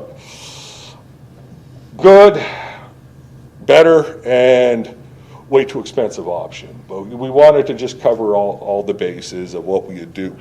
The first option we put together was to do repairs, but we did that with everybody involved, and we brought in different roofers to bid on it. We didn't want small-time roofers on this. It's one thing for City Hall, but this is a complex thing, so we brought in 3 of the bigger roofers that have been in. Flynn is the biggest. Schreiber is actually the oldest roofer in Canada. Their office is here in Detroit. And Atlantic Roofers, and they're out of Stony Creek. I don't know why they're called Atlantic Roofers, but they do have an office in Atlantic Canada. We brought them in to price the 3 options, and we put together a proposal for everything that we need. So if we go to the next slide. Option number 1 is just to replace the main gutter, the main trough. What we've got to do is we've got to rip it all out, including on the inside. So we will be going all the way through the gym. It's going to be a lot of scaffolding. And what we're going to do is we're going to put in a new gutter, a lower gutter, because one of the issues, and like an auxiliary issue, is that gutter's not deep enough. They didn't account the amount of water. I think they accounted for one side, but not the other. When you got the two, the velocity of that water come in and hit each other, it's just doing one of these in there. So we got to drop it down lower to the C channel, put in a new insulation, new liner, a vapor barrier, and seal it all up from the inside and the outside. It's quite intrusive. There's going to be a lot of interior protection, a lot of safety stuff, and we're going to have to work with you guys to constantly manage the flow of the building while it's done. If you go to option number, and that's about $700,000, and option number 2 is we do that, and we do it at every single gutter on the building, and then we also repaired all the damaged crimped seams and defects in the field of the roof. Then we put a coating on the roof, and that's about $2 million, which is not bad considering the size of that roof. The first option comes with a 2-year warranty. The second option comes with a 12-year warranty. We also put together an option, a third option, to cover the whole roof with a new membrane similar to like the Sky Dome, or we just did the Air Canada Center. You don't really need it, but that comes with a 20-year warranty, and that's about $5 million. It's a lot of money to do it. Why we want to go with these options as opposed to ripping it off, there's a lot of good components to the roof, the insulation, the metal itself. We don't want to put anything in the landfill. It's bad for the environment. It's bad for cost. In fact, we can put together a presentation sheet for you guys on how much, not just money you'll save, but how much energy and trucks that you're going to save from the landfill with going option number 2. If we go to the next slide, it goes into more detail about that gutter. If you could see, the top one is the original gutter condition. You see how shallow it is? You see that insulation that's all wet and a rubber liner. What we want to do is cut it out, drop it all the way down at that gutter, so it'll sit much lower, add a new insulation and a new continuous vapor barrier underneath. That will do is it'll stop your sweating where it's coming in, because that's why it's such a ghost leak, right? You got the heavy water at the drains or the soil stacks, but you're also sweating all the way along it at the same time. And that's why it was so confusing when everybody was looking at it. But that's the correct detail to drop it down. And that's what should have occurred to begin with. But it's a complex building. When you build unique buildings like this, it's kind of you learn as you go for these guys, because I've never in my career seen 2 giant metal roofs slope into such a small trough. It's puzzling how it's done, but the trough needs to be dropped, insulated, and a vapor barrier from the bottom. So that's for all your troughs. For the main one where it's leaking, what did I say? It's option 1. For option 2, we do all that, and then option 2, we do it as well as we seal up every seam on the roof and then coat the entire thing and warranty the whole thing. If you want to go to the next slide. Now, how this was procured was through the Kinetic Cooperative. Now, I'm not a purchasing expert.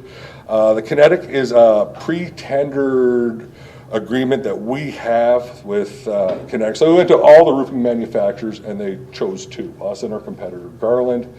And everything that we do is pre-tendered, the line items from how much a drain costs, everything underneath the sun. Your purchasing department got in touch with them. They reached out to us and to Garland, our competitor. Garland took one look at their thing and said, I don't want anything to do with that problem because we could be buying a big issue here. It's not that simple to solve. From what it does, everything else is like, I'm not a procurement expert, but everything number that we have is also verified by the RS means. So if you want to speak to Chuck, your purchasing agent, he knows this way better than me. I'm usually an on-the-roof guy fixing holes. But that is how it was procured. Everything, and through there we got 3 bids from roofing contractors and all the subs. So it's very competitively bid. And that's pretty much it. But why it was done that way, because Chuck and we were all afraid that if we wrote the design and we put it in the paper as a traditional tender, then we're going to get a low bid roofer. And I don't want to be in a position to warranty it if I get the same guy that put in the plumbing stacks. That's our big concern, right? We want to fix it properly, but we want a proper partner, like a big established contractor that will work with us. Roofing's funny that way. You get all sorts of little guys with, shinglers that think they can do this, and we did not want to get in that. So that's why it was procured that way. We didn't want to go the same route that got us into that position. So that's about it.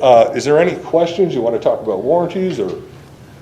So, council, questions with regards to the presentation? You'll get into the report after that, but with regards to the presentation, questions to what Jerry presented? Council? Is that warranty? Yeah, that's part of his, yeah. Councilor Bruno, then Councilor Baggy. Thank you, Worship. Thank you, Jerry. Excellent presentation. My biggest concern after reading the report was, after all we've been through in a great building, we don't want to revisit this again. And so my question really is focused around warranty. So I read in the report, I talked to Joe today about the 12-year warranty. So I think I've read really 2 questions. One is the 12-year warranty. Is that all materials and labor? Yes, our warranty, that's why I brought about how large we were. I wasn't trying to brag, but for the 12-year warranty, it's all inclusive. So your coverage from day 1 to day 12 doesn't go back.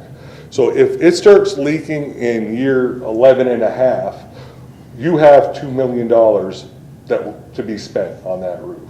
That is how it works. It doesn't prorate like a tire, the coverage doesn't decrease over time. Also, unlike a car warranty, we hold the responsibility to maintain it. Our personnel comes out periodically during the warranty.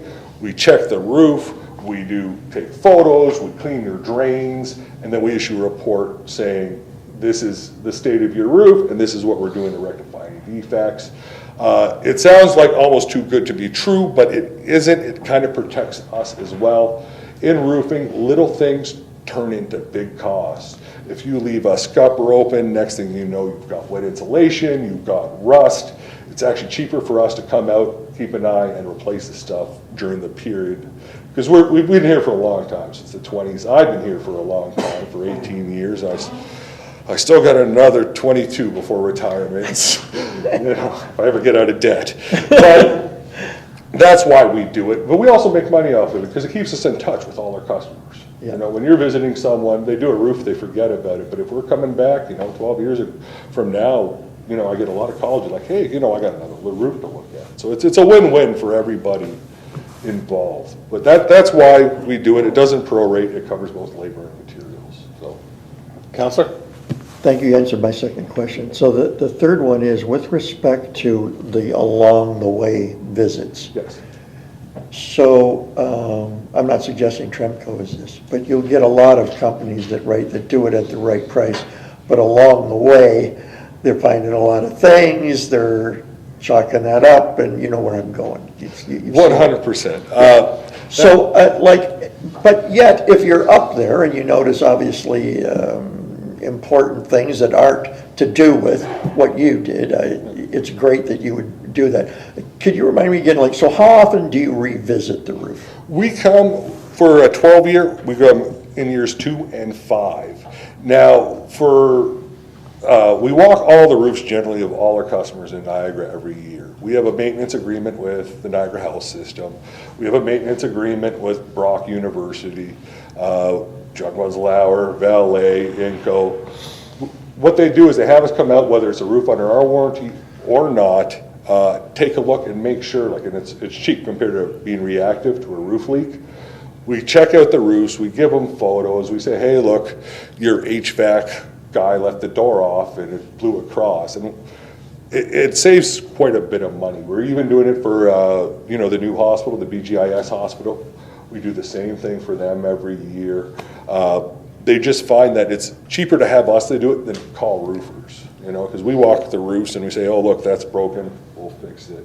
A roof will be like, good, I'll charge for that later. That is, we're not in the business of selling labor, we're in the business of selling materials. So that engagement that we could arrange with you is the 2 and 5. The annual walk and maintenance is a separate issue? Correct. But don't think of it that way. Like, you've got all my references, or I can send them again. Like, if you ever have an issue with the roof, we're like a pizza. Like, it's not just me saying that. Call Brock, call the hospitals. We will be there within an hour. We don't charge for doing those things. I'm a salesman. I can't lose customers. That is how it works. We jump. I always answer my phone, as does my team. We've got a team that's been together quite a long time. Well, not Brandon, he's young, but the rest of us, we've been together well over a few decades now. So. Great, thank you. Thank you. Councillor Baggett. Thank you, Mr. Mayor, and thank you very much for the presentation. It was very professional, high quality, which I really appreciate. I've been one of the biggest complainers here for the last 4 years of council, and I'm glad to see our staff has got the big guns in, and to take a look at it. The one question I have, you mentioned that we spray the, we just lost it here, new computers.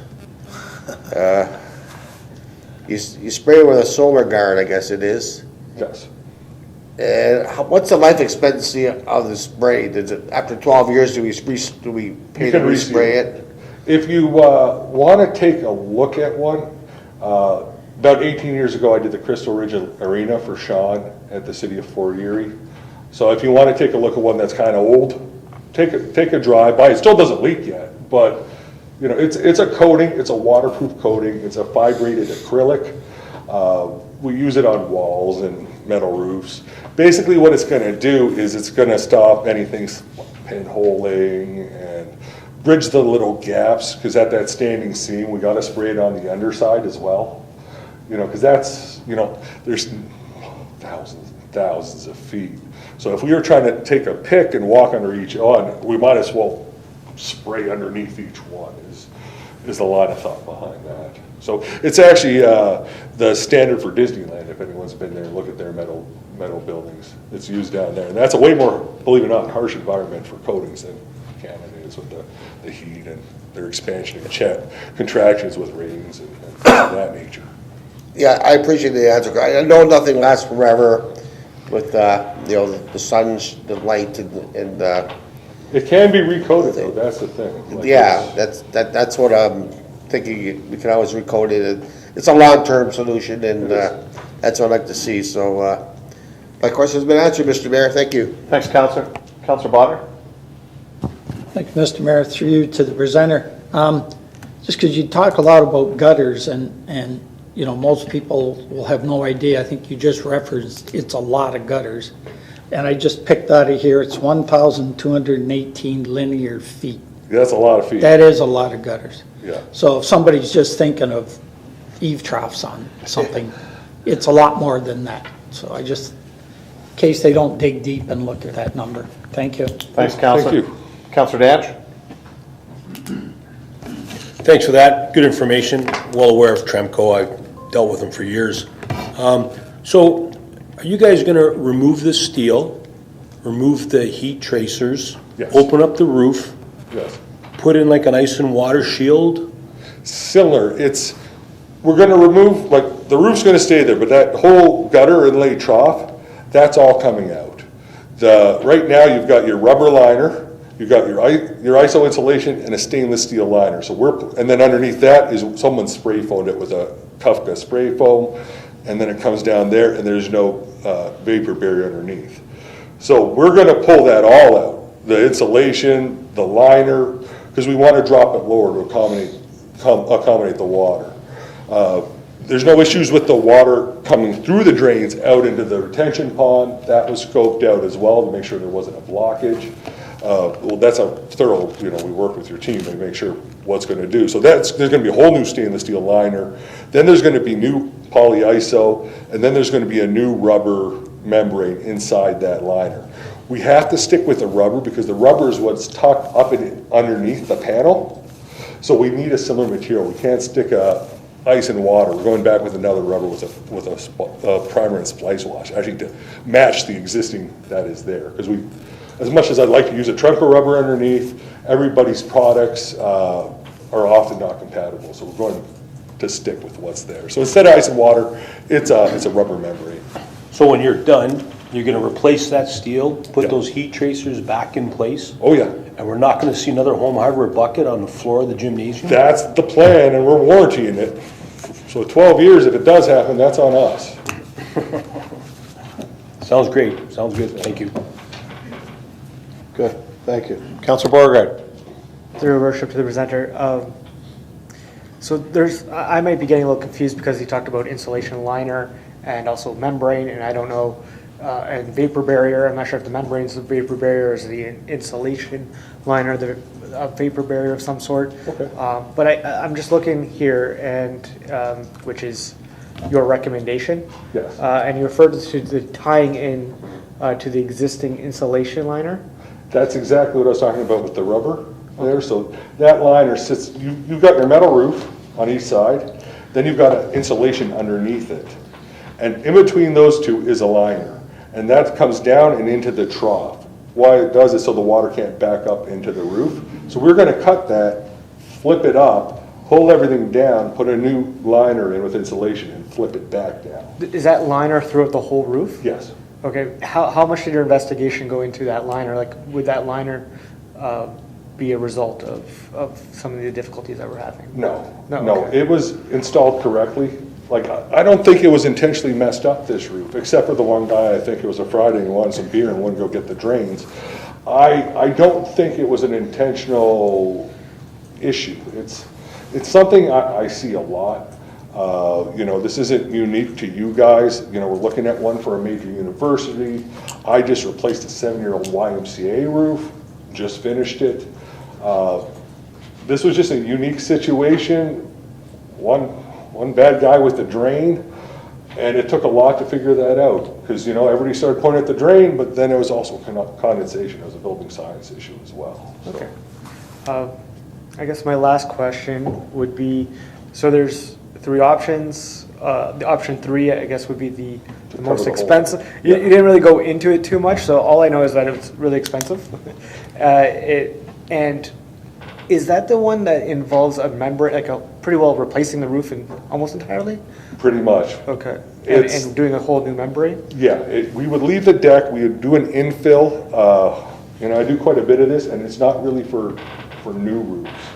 As much as I say I'd love you to do it, but we do it on like beat up old roofs that you don't want to put another metal roof on. They don't let you put a metal on metal because if there's a fire, it's tough to get out, right, if you got that space. So you've got to fill that space up, and then we have weight restrictions. So you can't put any sort of traditional roof on it. So you got to put a single ply, and it'd be the same thing that you'd use at like an air canvas or a dome or a slope. It comes with a 20-year warranty, maybe 25 depending on which sheet is used. But there are drawbacks to it, and why I wouldn't suggest it is if your HVAC guy gets up there, they're slippery. They are shoot off the end. So I like them for things where people aren't going to stand on, but I'd rather go with do this and then coat it again, because it won't be nearly as much money because all of these are coated again. 20 years from now, right? So hopefully I can catch it right before I retire. Okay, thank you. Thanks, Counselor. Further questions on the presentation? Presentation? Yeah, go ahead. Thanks so much for all the work that all of you have done. And for those of us that have sat through this for a number of years, finally, and finally, we found out what the issue was. So when I looked at the report and saw what you had discovered inside, which is something I don't think we've ever had somebody tear it apart and figure out exactly what's wrong. And when I looked at the price points, I looked at the cheapest one and then looked at the second one that is the recommended option and called the Director of Public Works and said, explain this to me. And he went through pretty much everything that you went through. And with the coating on the entire roof, which seals everything up after the work is completed. Yeah, it's a lot of money, but I think it's something that we have to do for peace of mind and to finally, again, rectify the situation and know that we're getting a product that's not going to deteriorate quickly. The 12-year warranty is something I think that we're after, but also we get peace of mind that it's finally going to be fixed in the proper fashion. So yeah, and when I was talking to Steve, it was like, yeah, I was kind of on the fence, and then I jumped off the fence after having the conversation because this is obviously the way to go. So yeah, That's why we were brought in. A lot of times they hire like an architect or an engineer, and then I have to hold the warranty at the end.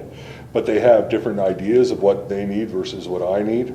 When we first met, we were told how serious this was, and I was told that you guys need one throat to choke. And I was like, all right, we'll stick our neck out. So that's kind of how we came to do it this way, and that's how it went through the kinetic. Like I said, I'm not a purchasing expert, but you guys could talk to Chuck on that one. So. Yep, go ahead. It's not about the presentation. Perfect. Thanks. It's after that. Yep. Further questions with regards to the presentation? Seeing none, Jerry, thank you. Appreciate it. Hey, thank you. All right, we'll get out of your hair then. I didn't hit my head. Yeah, I wouldn't leave yet, just in case. Yeah. Shouldn't be too much longer. Yeah. So with regards to the report that's been put on the floor, I'll go to Councillor Elliott first. Councillor Elliott, any questions to staff with regards to the report? Yes, thank you, Mayor. Through you to Director of Corporate Services. When people take a look at this and say, how did you go from $700,000 to $2 million? And how much are we going to pay for that? Can you explain where the funding is coming from? Yeah, through the mayor to the councilor and council, it's a good question. Council gave us direction to come back with a solid solution. And at the time, in working with Public Works, we weren't exactly sure of what the budget or what the solution was going to be. So we put forward to council that we build up $1 million budget as a starting point. And we told council at the time that we don't know what the end result is going to necessarily be. Normally when council says, can you go and do something, we do some preliminary work and we know the budget in advance. But on this one, we didn't. So we worked with council and we developed a $1 million starting point, and the other 1.1 million that we've identified to bring us to 2.1 million for the total project, we'd pull out of the infrastructure reserve. And I know it was a long meeting in December. We had about a 6-hour, 7-hour meeting to approve our budgets. One of the topics at the time was, what would that infrastructure reserve be for? And it was established, and council established it directly for whatever else we were going to need for this roof. So bottom line for anybody that's watching, and just a reminder to council, and I know council knows this, there'll be no tax increase because of this, because we've already been, over a period of years, setting some money aside to, once we had the solution, to be able to do it. So with approving this report, the total budget will be 2.1 million, and our Director of Public Works will work with the group that presented here to get this done. That's all. Thank you, Councillor. Councillor Bruno, any questions to the report? No. Councillor Bagan? Thank you, Mr. Mayor. To you, Mr. Mayor, Dr. Szapakowski. If option 2 is approved tonight, what's the time frame? Steve? Through you, your worship, we're planning to come through as soon as the weather breaks, so the aim would be to do it before the roofers start moving to the schools in the summertime. So we are looking for a spring start and finish. Correct, yeah. Okay, perfect. Perfect, thank you. Thank you. Councilor Beauregard? Through your worship to Director Szapowski. I'm not sure, do we have some type of plans that when the project's being completed, or people are going to have questions, right? Can we have some type of infographic board or information board that or bulletin that will be provided at the Valley Health and Wellness Center for those that come in? Yeah, we could definitely, sorry, through you, your worship, we could definitely do that. We can also put a post on the website and keep the two updated as we progress through the project. Great, thank you, Councilor. Councilor Danch? I guess my question's to Steve through you, and maybe those guys in the back. Is this a design failure from the beginning? Like when that roof was engineered, was it just a bad idea the way, I mean, there's been talk over the years and I've been sitting here the whole time, you know, the direction of the building not catching the sun and stuff like that. I just wondered, like, is it a bit of a engineering design failure on the roof? Jerry? Oh, come on up. Thanks. No. It's a bit of that. It's a bit of like, personally, you know, my background's architecture. I wouldn't have designed it that way, and if I would have had much bigger gutters, just because of the volume of water. It's unique. Like I said, I've never seen it in 26 years. I've never seen water draining into a gutter like that. Is it wrong? I can't say. If the guy put in proper drains and didn't confuse everybody, and then it didn't get ripped apart and spray foamed, who knows what would happen, right? I can only speak to like what we saw when we got there, but I think it was basically the guy with the drains, and I don't think they designed big enough gutters. That's my 2 cents on it. And that's appreciated because, you know, we've been getting beat up with this for several years, and I just wonder, like, and maybe more towards Steve now, was it in inspections that weren't going on when this was done, and then maybe this was out of our range and we didn't, and I know you weren't up on the roof at that time, but like, did somebody blow it? Like we weren't knowledgeable enough to prevent this problem from happening, and now it's been like a 12-year pain I in wouldn't our blame ass. yourselves. Like I said, I was looking at another public building at a similar issue from a same contractor, and I was looking at a roof leak, and I lift up the ceiling tiles, and there's no fire stopping in the whole building. You know, and I go into the basement and I look for, you know, as-built drawings, and no one has them. It's just a weird, wacky world out there, and it beats us up too, right? You know, we're the standard at a lot of places, and we put a lot of effort working into architects and engineers, and then we get value engineered out for something cheaper, and someone cheaper, and maybe a manufacturer that doesn't show up every single day to inspect for warranty, which is our protocol. Everything we warranty, we have people there all the time. That is what we do, but that costs money. You can't be the cheapest. You know, you're not pulling someone who makes a shingle manufacturer. You know, they got one guy that manages Canada, not 4 guys in the region, right? That happens. Like, I wouldn't blame yourself. This is just it's just an error in the construction industry compounded by, you know, an error in like how things are procured. You know, I mean, that's my personal belief. You know, in Europe, what I read they do is they take the high bid, the low bid, and they find the average, and whoever's closest to that is who gets the job. Whereas here we kind of go to the bottom, and then you get a bad worker like whoever put in those soil stacks for your drain, who's probably long paid and having a beer right now with not a care in the world, right? That's just something that happens. Thank you. Okay. Councilor Bruno? Yes, through you to Steve and perhaps Jerry. During this carve out of the drain and the trough, what impact will it have on users, if any, in the gym, on the walking track? What will they be told, and how long, if anything, will it be out of commission for their particular sport? Steve? Through you, your worship, I'll defer to Jerry, but there will be an impact to the residents there. We're going to do the best to speak with our manager of recreation at the time so that we can cone off and section off different sections so the gymnasium's not totally lost or certain areas aren't totally lost. We will work with the Valley Health and Wellness Center staff to be able to accommodate the construction as best as we can. But I'll let Jerry talk a little bit more into the impacts that will directly affect the users. There will be impacts, and it might be a bit frustrating. The number one priority, though, for us, for Flynn, is going to be safety of your people and ours. That's the number one thing. So if there's hoarding and a door's got to be blocked off for people's safety, that's what has to be done. We're not new to complex roofs. I mean, we've done your operating rooms while surgeries are happening here and throughout Hamilton. Will it be devastating? No, we're not going to be ripping it all apart at once. What will happen is we will take out what we can put back in a day to get you watertight. That's how we do it. It'll be shaky the first few days because we're going to have to see how much we can get out, so we'll probably aim to get, there's 1,200-1,400 feet out of there, and we'll probably start with only 20 feet the first day and see if we could get that back in time. And that will dictate how much of we got to block off underneath. We got to put netting. It's a lot of things. Safety can be inconvenient, but the latter is worse. So I hope that kind of answers it. It doesn't.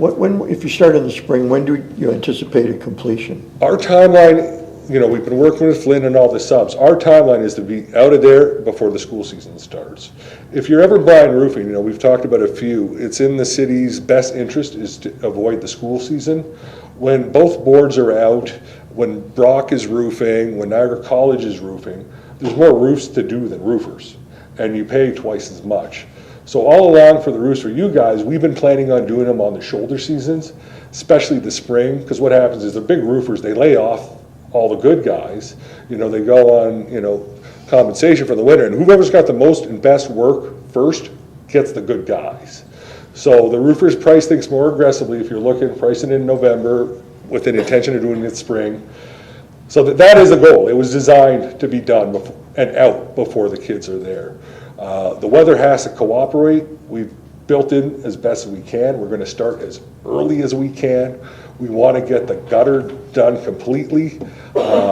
If the coating drags on a bit, it's not as fatal as getting the gutters done. That's the plan. That's the game plan. Great. Thanks, Councillor. Further questions? Thanks, Jerry. Okay. Seeing no further questions, all those in favor of the report, please raise your hand. That's carried. Great. Good job, guys. Thank you. Good job. We're going to take a 5-minute recess, Council.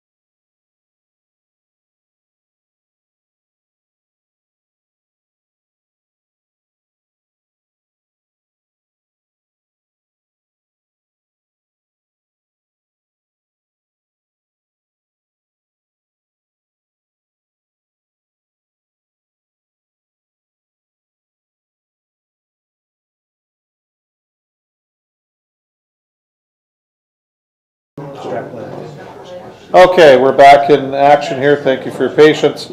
Next item is 9.2. And it's the 2023-2026 strategic plan process and next steps. Recommendation that Chief Administrative Officer Report 2023-08 be received for information. And that a new strategic planning process be initiated to guide the development of the 2023 to 2026 strategic plan in alignment with the new term of council. And that the 2020-2023 strategic plan remain in place at the beginning of this term of council and until a new 2023-2026 strategic plan is approved and implemented in the spring of 2023, and that the recommendations outlined in Report 2023-08 regarding the process for the development of a 2023-2026 strategic plan be approved. I've got Councillors Bruno and Bagu moving this, and Mr. Long will give us our presentation at this time. Gary? Okay, thank you, Your Worship. Good evening, Council. Thank you to the Deputy Clerk for advancing my slides. Just wanted to provide just a brief overview on the 2020 to 2023 strategic plan, as well as provide some comments and recommendations for the development of the 2023 to 2026 strategic plan. So the presentation will answer, I'm hoping will answer a number of questions. Next slide, please. The first question we'll look at is, was there one before that? Sorry. Maybe not? Okay. No. Okay, so how did we get here? So there were some roundtable discussions with council and staff back in 2019 and 2020. From those discussions, there were some key themes that emerged. Some ideas for a mission and a vision statements were discussed. There was also a conversation around some projects for council to focus on. Then COVID came along and the strategic planning process was halted, but then it was reinstated and reinvigorated in the fall of 2020. In the spring of April 2021, a community survey was issued, which we'll talk about in a minute. And then the actual adoption of the strategic plan came to council in May of 2021, and that was followed by an internal and an external corporate communications rollout, as well as I'll call it a virtual traveling roadshow with the CAO and other staff to all of the divisions and the departments. So here are the results, just the high-level sort of results of the survey that was put out to the community in April of 2021. We had over 600 responses, which is a good response rate if you were a public opinion statistician.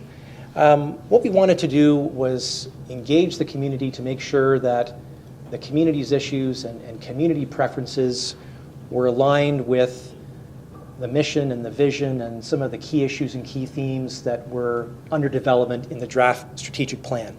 And I think in summary, what we saw was that the city was on track with their draft strategic plan at that time. There was alignment between where the community was at with some of their issues and preferences and where the council of the day was at in terms of moving forward in a strategic direction. Next slide, please. So let's talk about the why. So why do we need a plan? Well, there's a few reasons, in my opinion, and here's just a few that we can touch on.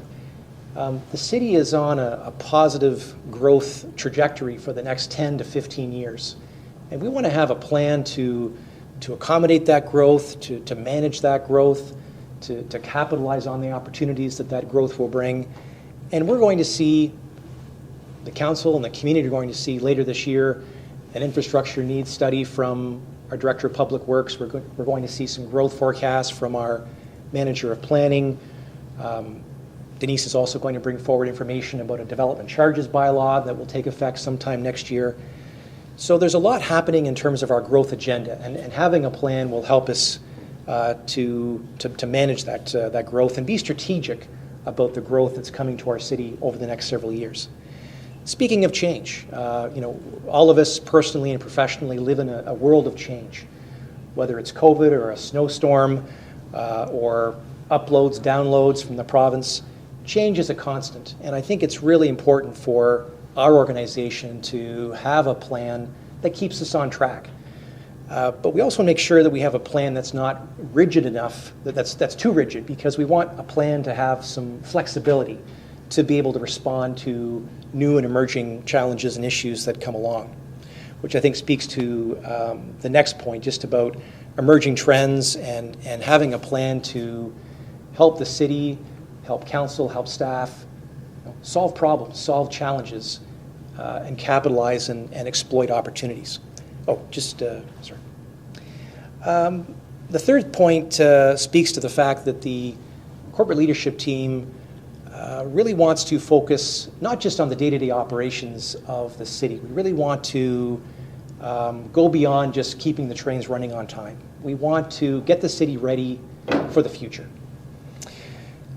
And having a plan gives the city, gives council, gives the community, gives staff a vision for where we need to be in the next 5, 10, 15 years. It gives us a mission, a sense of purpose for our organization. A strategic plan also includes, priority projects, and really helps all of us really focus strategically on moving forward together. A plan also helps to ensure that we have a consistent and coordinated approach to service delivery across the organization, so that the service being provided at the Valet Center is the same level of service being provided at the Public Works Operations Center. It's the same level of service being provided here at City Hall. Having a plan also provides a line of sight to staff so that they can see how their day-to-day responsibilities are connected to the greater good of the organization and are connected back to the mission and the vision that are guiding the organization. And I think we're starting to see a lot of buy-in internally for where we're going with our strategic plan, and having individual staff members have a better understanding and appreciation for how they fit into the organization and how their work impacts the success of the city and the organization. And then finally, we want to make sure that we have a plan that promotes and ensures organizational alignment. We want to make sure that whatever council's thinking about and whatever you're making decisions on, that the CAO and CLT and staff are following through on that. We want to deliver on council priorities. We want to have that alignment between council and staff. And then, well, I said finally before, but a plan will help us allocate resources and really help all of us make informed decisions and really act in the public interest. Next slide, please. So the 2020 to 2023 strategic plan has the following vision statement: a vibrant waterfront community embracing growth for future generations. So this speaks to our long-term goals and aspirations for our future. This is what we're striving towards. This is who we want to be. This is who we want to become in the next 5 to 10 to 15 years. Next slide, please. Here's our mission statement: to provide an exceptional small town experience in a big way. And I must say that the city staff have really rallied behind this mission statement. They believe in it. They exude it. What do we stand for? Well, we stand for providing an exceptional small town experience in a big way. And staff are getting behind that. They're jazzed about it. Next slide, please. These are the corporate values that are included in the strategic plan. These are the values, the behaviors that we expect staff to adhere to and to exhibit and to exude and to feel on a daily basis. These are the values that are helping to shape our organizational culture. And I can tell you from experience, having worked in a number of organizations over my 26-year career, we have a positive, healthy organizational culture. And that's so important to success and productivity and morale. And a lot of that goes back to the values and the behaviors that are exhibited by the leadership group and city staff throughout the organization. Next slide. We also included the United Nations definition of sustainability to really promote balanced decision-making for council and staff. We want to make sure that our decisions, city decisions, are taking into account economic, social, and environmental considerations. Because as I said earlier, we are acting in the public interest. Next slide, please. So the current strategic plan has 6 strategic pillars. There are 3 community pillars and 3 corporate pillars. So the 3 community pillars are as follows. The first one speaks to really the quality of customer service. And as part of that, we're looking at innovative ways to how we deliver service, through new technologies. The second pillar speaks to economic development, business investment, tourism in our city. The third pillar speaks to investment in infrastructure, investment in our recreation and cultural facilities, cultural spaces. Thank you. The 3 corporate pillars are as follows. The first one is around the importance of strong financial management and achieving that through financial sustainability measures. The second pillar is around human resources, the city's greatest asset, and having programs and initiatives that contribute to that corporate culture, that support staff development and staff training, and having policies and programs in place regarding recruitment and retention. And then the third pillar is really I would say represents the principles of good governance, where we are looking to build trust and confidence between City Hall and the community, and we can do that through good communications, ongoing public engagement, and having an open and transparent decision-making process. The plan also includes, under each of the pillars, specific goals, as well as a number of action items. In total, I believe there are 41 action items that are part of this strategic plan. And there's also an implementation plan that covers off the divisions and positions that are responsible for each of the projects, as well as the timelines for completion and any funding sources that are required to complete the project. Next slide. Here's the target audience for the city strategic plan. Obviously, council and staff are a key audience. It's also important for our residents and our businesses to know where council and the corporation stand. Here's our document. Here's our plan for the future. Our key community stakeholders and businesses are also very interested in what we're doing, as well as visitors and tourists. It's also helpful for when the mayor, the CAO, perhaps myself, other members of council are in Toronto or Ottawa, meeting with ministerial staff, ministers, parliamentary assistants. It's helpful for us to say, our strategic plan says the following, and here's a copy of it. Or our strategic plan includes this pillar, and we think that your provincial government also believes in the direction we're going, and we'd like to get your support. And then finally, a plan is also important for those new residents who may be looking to move here, as well as investors who I know from experience in speaking with some of them have taken the time to go on the city's website, to download a copy of the strategic plan, to see what council stands for. What is the city's plan for the next 5 to 10 years? Next slide, please. So this is how the plan is being used. It's being used by our marketing and communications division to support our corporate branding. We can highlight the strategic plan in news releases as well as presentations. The plan is being used by our divisions and departments. In fact, we've gone ahead to create specific tactical plans that relate right back to the strategic plan.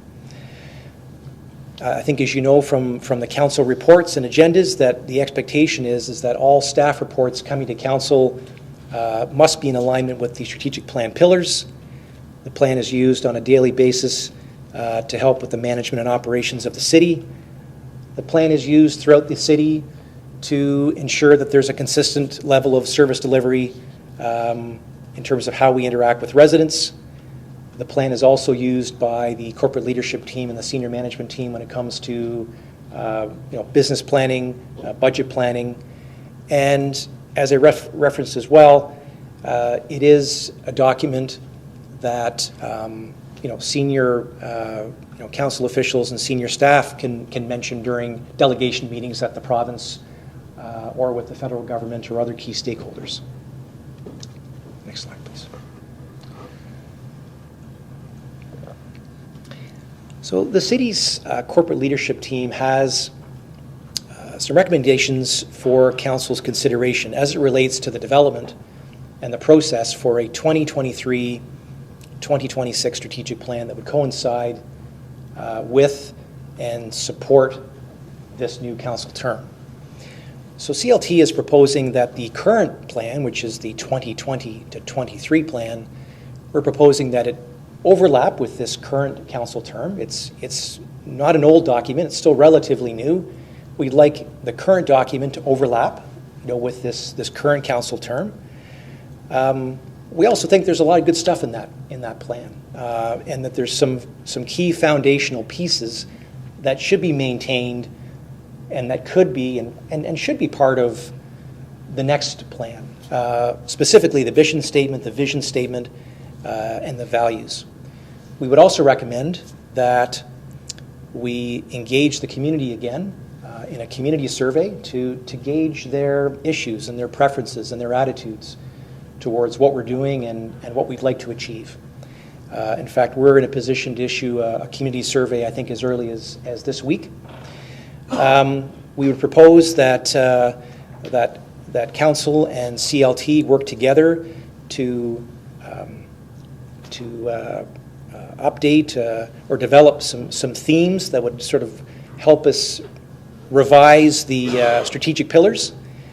And instead of having 75 projects or 41 projects or action items for this council term, CLT would propose that council consider the idea of focusing on 10 to 12, I'll say, strategic initiatives, key priority projects to focus on for this council term.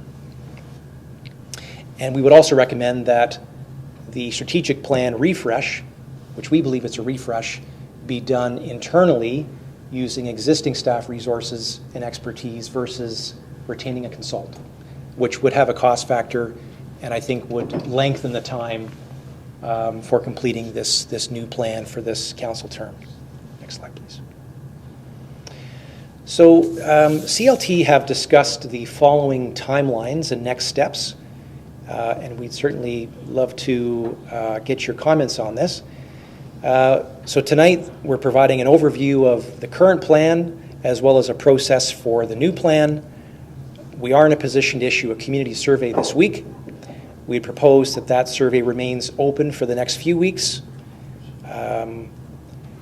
We have proposed a Saturday meeting of February 25th to have a facilitated roundtable conversation between council and staff to talk about the new strategic plan and what that looks like.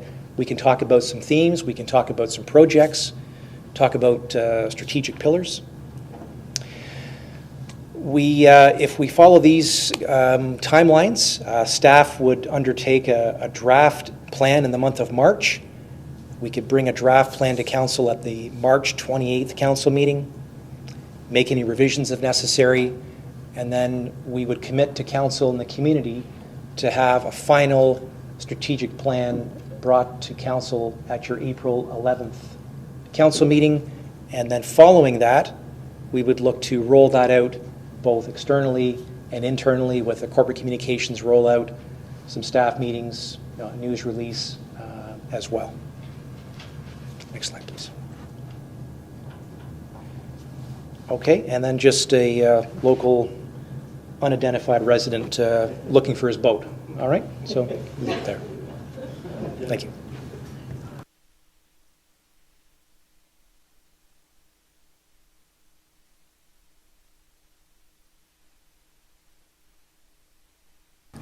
Thank you.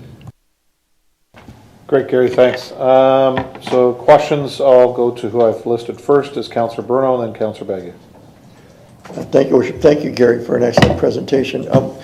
The one I'm concerned about actually doesn't have, it's more concerning for me for, and maybe it won't be for them, for the two new councillors and Dave returning.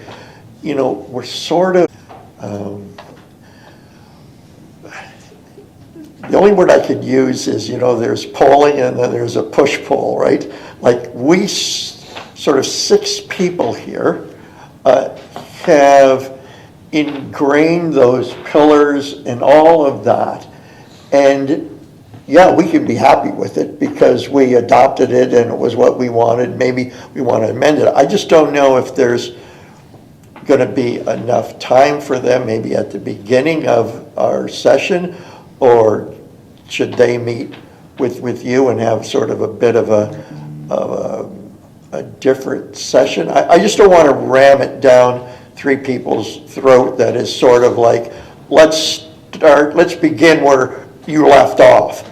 I don't think that may be quite fair to those 3, but that was just one point. I'll let the 3, they're well enough to speak for themselves. I just want to make sure that they feel that, you know, they're not part of an addendum. Gary? Through you, Your Worship, I appreciate the question from the councillor, and I'd certainly welcome comments from our CAO or perhaps our Director of Corporate Services. I think CLT have outlined a timeline that admittedly is fairly aggressive. It's ambitious. We want to set up this council for success, and we think that the sooner we can provide sort of strategic and foundational documents at the first part of your term, the better. Arguably, we've got maybe a few weeks or maybe a month or 2 where we can sort of expand the timelines and maybe give us another month or a few more weeks, because I agree, and I think CLT would agree, we don't want to ram this down anybody's throat. We want to make sure there's enough time for everyone, sort of the veteran councillors as well as the new councillors, to feel like they've contributed and feel like there's been a meaningful conversation, and that that there's a consensus in terms of where we want to go. CLT would like to keep to these timelines, but maybe there's some room to maneuver. Okay. Yes, and one other. Mr. Long, I'm just wondering about on the one timeline there. As you say, you could start the community survey tomorrow. One of the means is obviously the newspaper. The other are, you mentioned social media, and that's great. You also mentioned some, what is it? I forget the words you used here. Stakeholders that we're already sort of aware of. So I'm wondering how this gets out to the public, because certainly on the newspaper side for folks out there, you're really dealing with one now, paper, that publishes once a week, and tomorrow or the next day may be too late to get them the survey. So whilst you've got, 20 days, right? They're really going to have 12 or 13. I just want to make sure that the public has enough opportunity to come back to this. And I don't know if you can elaborate on who else we're sending this out to. Because you mentioned, I can't find it right now. Here we go. Email invitations to key contacts and community stakeholders. So I get the social media, I get the paper. Is those other 2, are they a broad enough group that potentially anybody who wants to see this survey will see the survey? That's all I have. Gary? Through you, Your Worship, to the councillor. Yeah, we want to make sure that all residents and all community and business stakeholders are aware of the strategic planning process, but more specifically are aware of the community survey that exists, and really having their participation in that. So I think what we did the last time, a couple of years ago, is all of the things that you just mentioned, but I think our outreach was very targeted to say, well, we have a an investor list, we have a business list, we have a social service agency list. We have I'll say sort of a key contacts and opinion leaders list. And in addition to that, we would send it to the BIA, the Uptown BIA and the Downtown BIA and the Chamber of Commerce and as many of the stakeholders that we're working with, including Brock and including Niagara College, and just having anybody and everybody be aware of the survey and to get a copy of it and say, we're doing this, this is why it's important, and please take time to complete our survey, but also forward this email and this survey off to others that we may have missed on our outreach.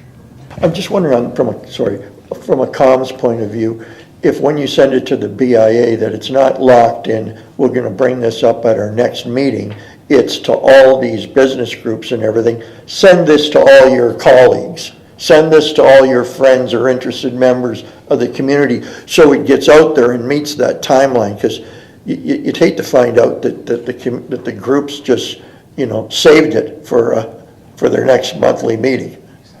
Okay. Good, thank you. I have Councillor Bagu, then Councillor Borgard. Thank you, Your Worship. That was one of my questions about the community stakeholders. My other question or comment was the actual survey, the community survey opens up, so according to your schedule, opens up tomorrow, I guess, 25th, yeah, pay the bills. The survey questions are excellent, but what I would like to see is a section at the last for comments. Like, we're asking all these specific questions, but I think we also ought to hear the comments in general from whoever does the survey. Like, there's some really intelligent people in this community, and if you just ask them this certain question, their own ideas, there's no way to express it on the survey, but in a comment section, they can put in probably some great information. So just a comment, Mr. Mayor. So yeah, thank you, Mr. Mayor. Thank you. Councillor Borgard. Yeah, through worship to Director Mr. Long. One concern I have actually when I'm looking at the screen at the survey is that we're screening people out that are 18 years of age, that are not 18 years of age. So I guess that would take out people from like high schools.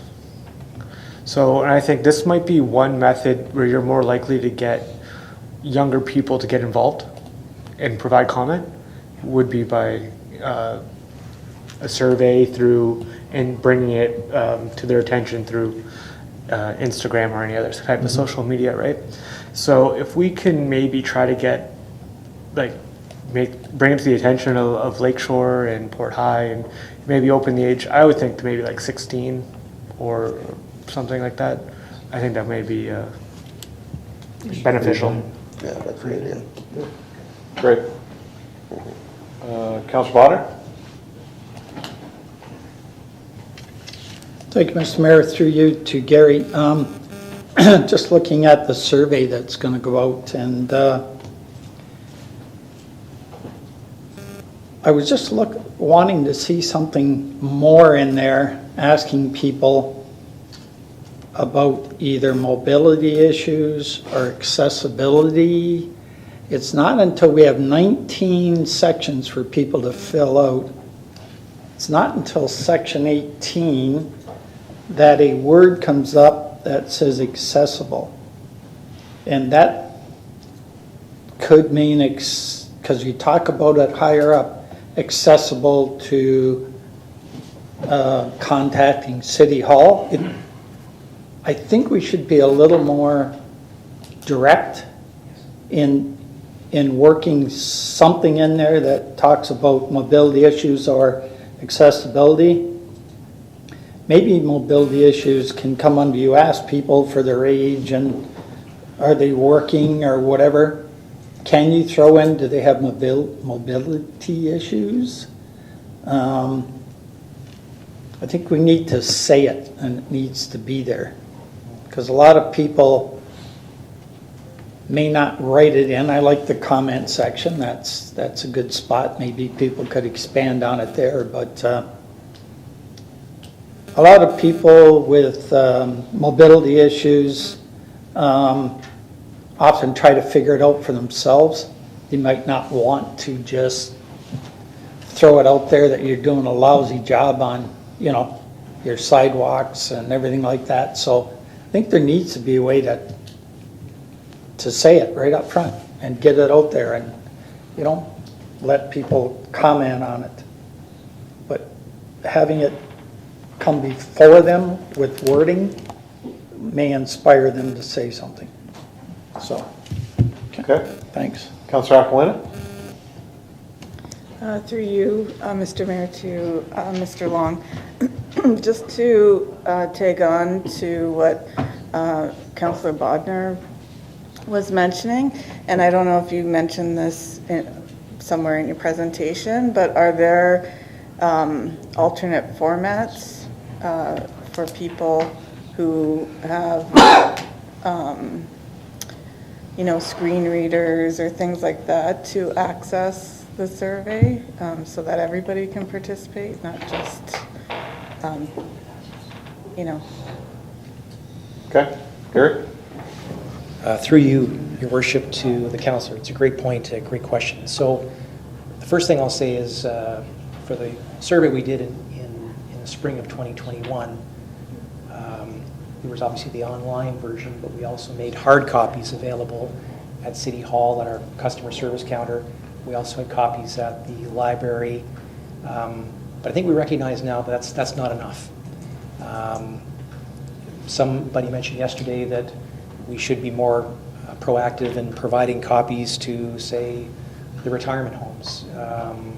Again, for folks who want to provide their opinions but may not have that comfort level with technology or downloading something off a link, off a news release. So, you know, I think you've touched on something. We need to expand this, and so I like what you're saying about alternative formats, and we certainly will aim to achieve that. Yeah, and I'm not sure with the customer service, you know, like I understand when people call in, they will assist the resident who's calling and making a complaint or whatever it is, but perhaps that service can also be to assist them in completing the survey as well.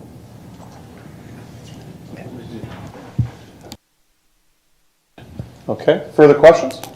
Councillor Alley? Thank you, Mayor. Through you to Councillor Beauregard.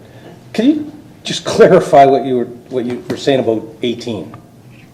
The age, it doesn't allow under 18? That's correct. It doesn't say that, though. No, no first. It just asks you if you're over 18 or under 18. It's a screening question, so they're asking, because Right. if you don't meet it, then you'd be kicked out. It could. It does kick you out if you answer under 18? Gary, do you know that for sure? Through you, Your Worship, to be honest, I'm not sure. Some do, though. Yeah, because the final question on the survey asks you personal questions, right? Demographics, what's your age? What's your gender? What's your occupation? How long you lived here? Other variables. So why don't we have Mr. Long get back to us? He can send us an Yeah, email so I just to mean, confirm that. you're asking pointed questions about where you slot in. The very first question is, are you over 18 or under 18? Which then I think allows you to reorganize the answers into, these are people that are under 18 and this is how they answered the questions and what they're looking for, as opposed to people that are 18 and over that answer the questions this way and what they're looking for. You can group them. If I read that right. Councillor? Through your worship, to Councillor Elliott.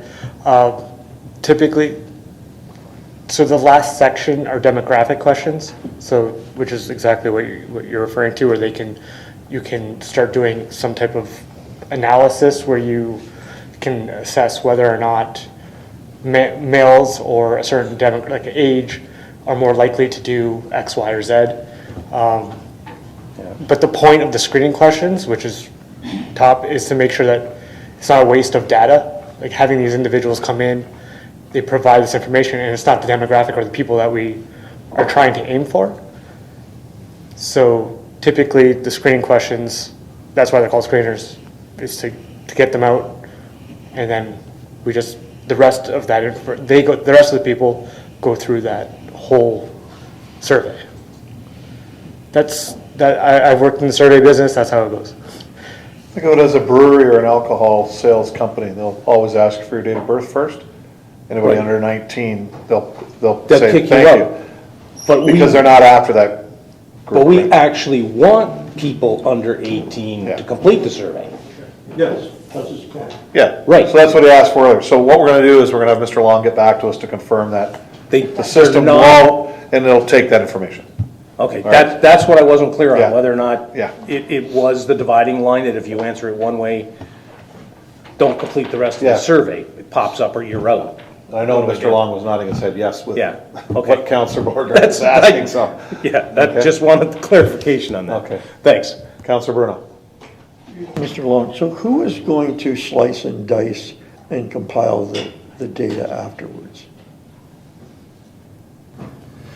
Through you, your worship, to the councillor. City staff will have that responsibility. In fact, the last survey was compiled and, we'll say, tabulated, analyzed by my colleague, Greg Higginbotham, Tourism and Special Projects. So, maybe not for here, but sort of what are the data points? In other words, is if you put down your age, right, is this going to compile and slice out, 18 to 25, 25 to 40? Is that going to be part of the end process? So from a demographic point of view, is the preordained plan that will be spliced out and we will see responses by various demographics? Mr. Long? Through you, your worship, to the councillor. I think the program does have that capability, so we can provide that level of analysis, that level of demographic analysis, assuming council would like that. Well, I mean, the reason I'd like it is because if you ask that question, I'd like to know, I'd like to know who is responding and what percentage were 18 to 25 or over 65 or that, because I think if you're going to ask the question, you should mine the data off it as best you can. Okay, further questions? Councillor? Through your worship, again, I don't want to keep going after the survey, but we'll talk about the survey. So there's a lot of other specifies, which are like semi-opened questions, which then mean there's a lot of comments or some type of information that'll be there. And then in order to properly analyze it, someone individually has to go through every single one and sort of group them, right? Because someone could be saying two different words, but they essentially are saying the same thing, right? So, which then can cause a lot of work on our staff, on whoever has to do that. So my recommendation is to limit the other specifies and maybe do what Councillor Bagu was saying, and have just one, like at the end, where there's a comment, like an open-ended one. Because, like I said, if you're going to have multiple other specifies, it's going to be a lot of work for the data. And then what's the other thing? And are we using SurveyMonkey? I'm assuming we're using SurveyMonkey. Through you, your worship, I believe that's the program we're using. I can't be certain. I'm sure whomever is doing this is really familiar. I just hope that they go through and really test this to make sure that people aren't being screened out when they shouldn't be, or if you click one question, it doesn't, I don't know, there's no jumping incorrectly or moving somewhere else. I just know that when it makes sense from a cost-effective perspective to do it ourselves, but I know it can be a little tricky at times. So. Okay. Councillor Bruno. Just thinking more about the survey, I wouldn't mind knowing, because I think it would be important at the end based on the total number. I wouldn't mind knowing rural and urban. So I think they have unique issues in the rural area, and I think it's important not to just put everybody into one melting pot. I think, some of those questions involve services. They have a different service level than we do. If everybody gets into water and wastewater, that doesn't pertain to them. But I'd certainly like to know how they feel about the other issues, because I think some of this could be used for, outreach and including that area. Maybe they feel isolated or not included. It would be nice to know.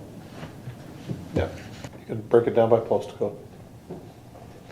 Further questions? Seeing none, all in favor? That's carried. Thank you, council.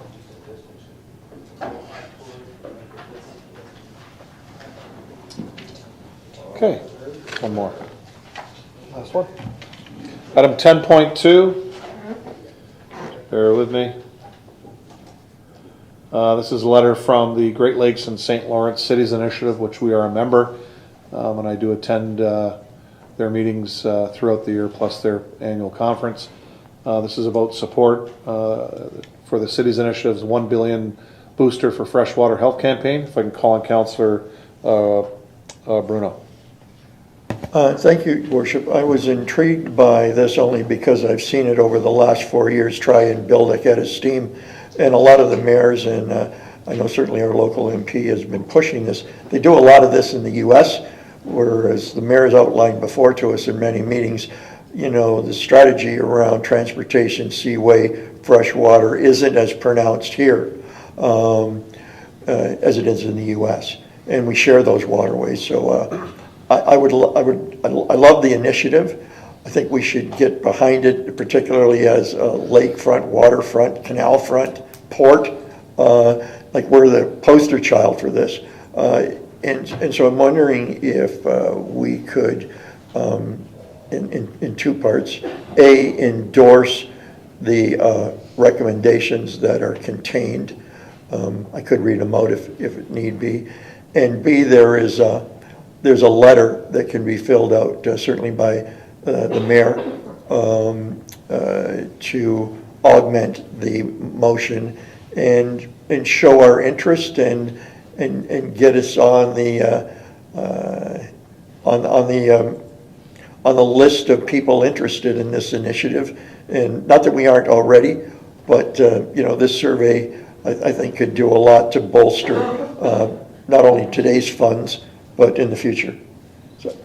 So I'd like to move that forward, either through the clerk or the mayor. Do we need the motion read out, or I guess first we should probably have some comments on it.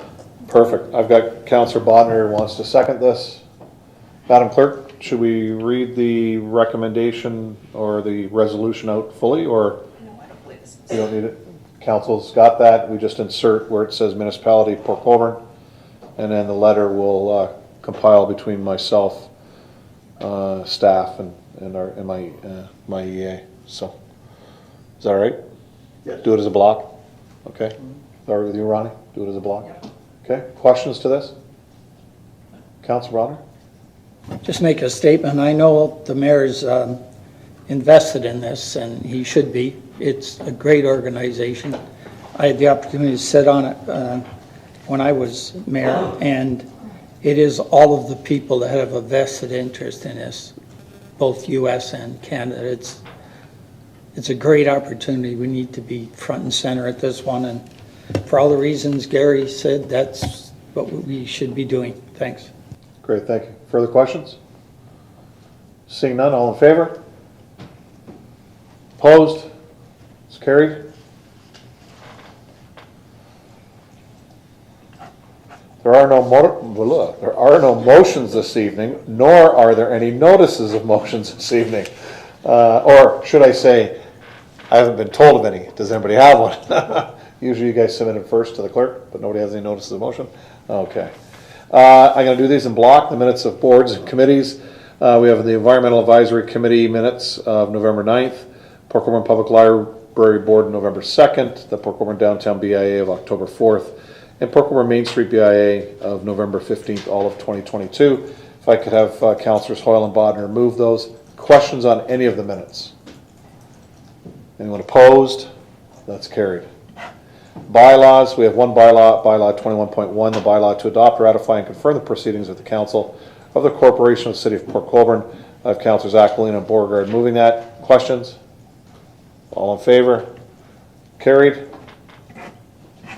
Thank everybody for watching from home, and thank you, Councillors. Some good information brought forward specifically during the Councillors' items. I know being our first meeting, there was lots, and we got some good work done tonight, and we'll see everybody at our next meeting. We are now adjourned. Thank you.